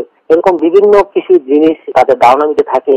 এটা হলে বোধহয় আমি উপযুক্ত একটা স্বামী পেলাম বা স্ত্রী পেলাম, বা আবার স্ত্রীর ব্যাপারে সেরকম কতগুলি মোহ থাকে। কিন্তু রোমান্টিক মোহর তুলনায় বাস্তব জীবনটা যে অনেক কঠিন এবং ভিন্ন রকম হয়, এই শিক্ষাটা কিন্তু আমরা বিভিন্ন অভিজ্ঞতা থেকে দেখে শুনে নিতে পারি। কিন্তু লুবনার ক্ষেত্রে সেরকমটা হয়নি আমার মনে হচ্ছে। এবং যার ফলে সংসার জীবনে স্বামীর সঙ্গে যে বন্ডিং বা একত্র হয়ে যাওয়া, সংসারমুখী হয়ে যাওয়া, নিজেকে সংসারে একত্রে লীন করে দেওয়া, এই ব্যাপারটা তার ভিতরে করতে পারে নাই। একটা বিভেদ দেখা, একটা বিভাজন তার ভিতরে সৃষ্টি হয়েছিল, সে ওটাকে পরিপূর্ণভাবে অ্যাকসেপ্ট করে নিতে পারে নাই। যার ফলে মানে স্বামী স্ত্রীর ভিতরে যে সূত্রটা, যোগসূত্রটা, সেটা দৃঢ়ভাবে তৈরি হয়নি। সে তার ওই অস্তিত্বের কারণেই সে ওই সংসার করেছে বটে, কিন্তু সংসার থেকে বিচ্ছিন্ন ছিল। এইভাবে যখন সে হীনমন্যতা বুঝতেছিল, যার ফলে প্রথম জীবনের যে রোমান্টিকতা, সেই রোমান্টিকতা নিয়ে সে সংসার করতে পারেনি, সেটা তার ভিতরে চাপা ছিল। আর ওই যখন দ্বিতীয় দরজাটা খুলে গেল, তখন তার রোমান্স খুব বেশি করে উঠলো এবং স্বাভাবিকভাবেই তখন মাথায় কাজ করে নাই, সে বান্ধবীর স্বামীর প্রতি সে অনুরোধ হয়ে পারে। এটাই খুব স্বাভাবিক। আমরা যদি সাইকোলজিক্যাল অ্যানালাইসিস করি, এটা হওয়া স্বাভাবিক। কিন্তু যেটা স্বাভাবিক না হতে পারতো সেটা হচ্ছে এই যে যদি সে বা তার পরিবার, আমি জানি না, আমরা হয়তো কাউন্সিলিং করে করে আমরা মানুষকে মেচুরিটি করি, বাস্তবতার সম্মুখীন মানে যাতে অ্যাডাপ্ট করতে পারে সেটা শিখাই। কিন্তু এই কাজে কিন্তু আসলে পরিবারের লোকদের বেশি কথা। তার যে অস্তিত্ব ছিল, তার যে প্রত্যাশা পূরণ হয় নাই, তার জন্য যে তার যে একটা হতাশা এবং সংসারের এবং স্বামীর প্রতি তার যে একনিষ্ঠতা, ডেডিকেশন, সেটা যে ছিল না, এটা পূরণ করার জন্য আত্মীয়স্বজনদের কিছু ভূমিকা রাখার কথা ছিল। যে শিক্ষাটা সে তার নিজের জীবনের অনেক খেসারত দিয়ে শিখতে হইলো, যে বান্ধবীর স্বামীকে বিবাহ করে, এরপরে আবার সম্পর্ক করে, এরপর আরেকটা বিবাহ করে, সেখানে গিয়ে সে যে জীবনে অনেক খেসারত, এই শিক্ষাটা কিন্তু আত্মীয়স্বজনরা আগেই তাদেরকে দিতে পারতো, যে তুমি যেটা কে অপূর্ণতা মনে করতেছো, যেটার জন্য তুমি জীবন সফল হবে বলতেছো, মূল জিনিসটা কোথায়। আমরা কিন্তু যেটা ভুলে যাই আমাদের এই বিবাহিত জীবনে, সেটা হচ্ছে এই যে প্রধান এবং নিয়ামক কোন উপাদান যেগুলি আমাদের ঘরে চলে, আর কতগুলি আছে সেকেন্ডারি বা অপ্রধান জিনিস। এই যে বিষয়গুলো যেগুলি বাহ্যিক ভাবে, এগুলি খুবই অপ্রধান। সংসার করতে গেলে 2-4-5 বছর পরে বোঝা যায় মূল উপাদান হচ্ছে যে দুজনের ভিতরে অ্যাডজাস্টমেন্ট যদি করে নিয়ে দুজনকে নিয়ে সারা জীবন থাকবে, এই কমিটমেন্টটা যদি থাকে, তাহলে কিন্তু অন্য বাকি জিনিসগুলি, তার জৌলুস, তার সামাজিক স্ট্যাটাস, তার ধন দৌলত বা অন্যান্য জিনিসগুলি খুবই গৌণ হয়ে পড়ে। একদিকে উনি কিন্তু আঘাত পেয়েছিলেন বা ব্যর্থ হয়েছিলেন একটা প্রথম জীবনে, অর্থাৎ সেখান থেকে উনি আরো সচেতন হতে পারতেন, উনি বা ওনার আত্মীয় স্বজন। আমার অনুমান হচ্ছে যে উনি হয়তো আত্মীয় স্বজনদের কাছ থেকে তত সহযোগিতা নিচ্ছেন কিনা বা নিয়েছেন কিনা সেটা সন্দেহ হচ্ছে। হয়তো তাহলে কিনা আরো তথ্য নিয়ে, আরো ভালোভাবে জেনে শুনে উনি দ্বিতীয় পদক্ষেপটা নিতে পারতো, যে যার সঙ্গে তার দ্বিতীয় বিয়ে হলো, সেখানে গিয়ে দেখো যে উনি আরো আরেকটা বিয়ে করছেন বা আরেকটা ঘরের যে কাজ করে সেই মেয়েকে বিয়ে করছেন, এরকম যেটা আশা করা যায় না, এরকম খারাপ পর্যায়ে আরেকটা সেই সিদ্ধান্ত কেন নিল এই কারণে যে উনি বিপর্যস্ত অবস্থায় ছিলেন, উনি অভিজ্ঞতাটা বেশি নেই। কিন্তু আমরা কিন্তু তথ্য অন্যান্য কাছ থেকে নিতে পারি, আমার আত্মীয় বন্ধু বান্ধব তাদের কাছে নিতে পারি এই সমস্ত ব্যাপারে, বিবাহ করার ব্যাপারে। তখন বিবাহের ব্যাপারে তো বটেই, দ্বিতীয় বিবাহ বা তৃতীয় বিবাহের আরো বেশিভাবে সচেতন হওয়ার কথা ছিল।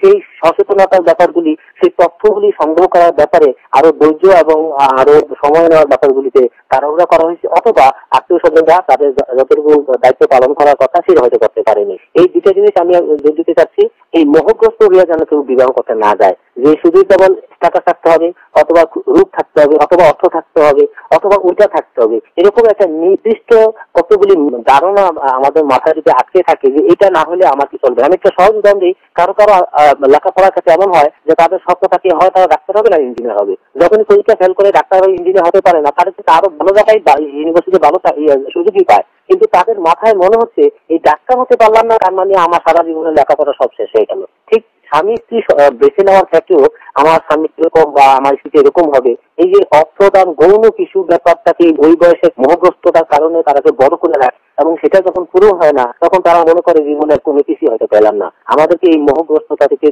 উঠতে আসতে, এটার জন্য জীবন অভিজ্ঞতা থেকে শিখতে হবে, এবং এটার বেশি দায়িত্ব হচ্ছে আশেপাশে যারা আছে, যারা মুরব্বী স্থানীয় আছে, তারা কিন্তু বিভিন্ন উদাহরণ দিয়ে, বিভিন্ন রকমের সাজেশন দিয়ে বা বিভিন্ন রকমের বিকল্পগুলি তাদের সামনে তুলে দিয়ে তাদেরকে এইভাবে অপশনগুলি দিয়ে দিয়ে তাদেরকে সবচেয়ে ভালো অপশন কোনটা, অনেকগুলি ভালো খারাপ ভালোর ভিতরে সবচেয়ে পছন্দের অপশন কোনটা সেটা বেছে নিতে তাদেরকে সাহায্য করতে পারে। অনেক অনেক ধন্যবাদ ডক্টর তাজুল ইসলাম আমাদেরকে সময় দেওয়ার জন্য।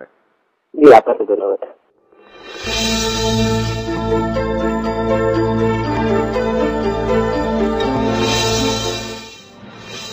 প্রিয় শ্রোতা, যাহা বলিব সত্য বলিব শেষ হচ্ছে না, ছোট্ট একটি বিরতি নিচ্ছি, এরপরে আবারও ফিরে আসছি যাহা বলিব সত্য বলিব নিয়ে।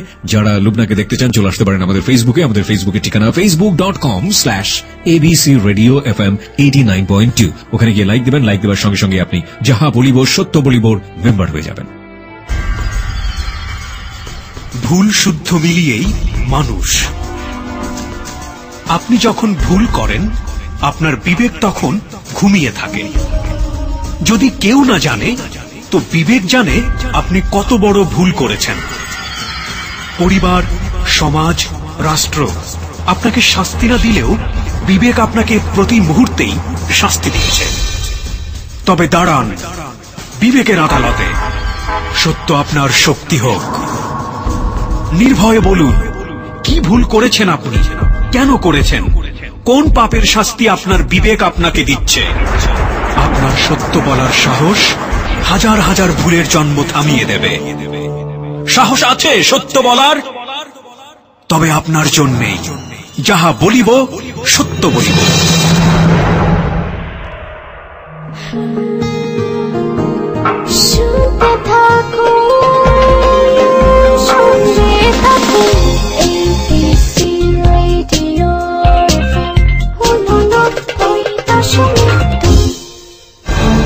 যাহা বলিব সত্য বলিব। প্রিয় শ্রোতা, স্বাগত জানাচ্ছি আরো একবার যাহা বলিব সত্য বলিবতে। লুবনাকে নিয়ে শত শত হাজার হাজার কমেন্টস আমরা পেয়েছি ফেসবুকে, এবং অনেকেই মেইল করেছেন আমাদেরকে, এবং অনেকে SMS করে তাদের প্রতিক্রিয়া জানিয়েছেন। সেখান থেকে আমরা বেশ কয়েকটি কমেন্টস আমরা পড়তে চাই। রিহানা নামের এক বন্ধু লিখেছে, একটা মেয়ে হয়ে আরেকটা মেয়ের সংসার নষ্ট করা ঠিক হয় না। পূরবী লিখেছে, আমাদের পরিবারগুলো বিয়ের সময় মেয়েদের মতামতের যেমন খুব একটা মূল্য দেয় না, তেমনি বিয়ের পর আর মেয়েদের পাশে থাকতে চায় না। ইরফানুর রহমান লিখেছে, লুবনার বান্ধবীর হাজব্যান্ডকেই আমি দায়ী করব। দীপ লিখেছে, লুবনা যদি প্রথমেই তার স্বামীর ব্যাপারে কম্প্রোমাইজ করত তাহলে লুবনার জীবন আজকে এমন হতো না। মীর লিখেছে, লুবনাকে তার পরবর্তী জীবনের জন্য খুব ভেবে চিন্তে সিদ্ধান্ত নিতে হবে। খুবই গুরুত্বপূর্ণ একটি খুদে বার্তা আমি বলতে চাই। মুন্নি লিখেছে, লুবনাকে তার প্রথম স্বামীর কাছে ফিরতে হলে তাকে অনেক ভাবতে হবে। মুজিবুল লিখেছে, লুবনার ভুল সিদ্ধান্ত তার সন্তানদের ভবিষ্যৎ অনেক কঠিন করে ফেলেছে। এবং আমাদেরকে চিঠি পাঠিয়েছেন গত সপ্তাহে, ঠিক বলবো চিঠি না, মেইল করেছিলেন, মেইলের মাধ্যমে ভুল স্বীকার করেছেন আবি। সেই মেইলটি আমরা শোনাতে চাই। তবে কমেন্টস গুলোর শেষে যে কথাটি আমি বলেছি, যে আমি আমার ব্যক্তিগত জায়গা থেকে মনে করি লুবনার তার প্রথম হাজব্যান্ডের কাছে ফেরার করাটা একেবারেই উচিত হবে না। কারণ পুরো ঘটনা জুড়ে লুবনা যে কথাটি বারবার বলার চেষ্টা করেছে যে তাকে যখন কথা শোনানো হতো, খোঁটা দেওয়া হতো, সেগুলো তার কোনোভাবেই সহ্য হতো না। তো প্রথম স্বামী যেহেতু তার অনেক ভালো দিক রয়েছে, কিংবা তাকে আমরা অনেক আইডলের জায়গা থেকে খুঁজে পাবো, লুবনার ভুলের পাশাপাশি তাকে দাঁড় করালে তার দিকে আমাদের একটা সফট কর্নারও তৈরি হয়। কিন্তু তার জায়গাটা থেকে যে সে একেবারেই 100% ভালো ছিল কিংবা 50%-এর অধিক সে ভালো ছিল, সে কথাটা কিন্তু বলা যায় না। যাই হোক প্রিয় শ্রোতা, আপনারা এখানে এসে আপনাদেরকে কনফেস করতে পারেন কিংবা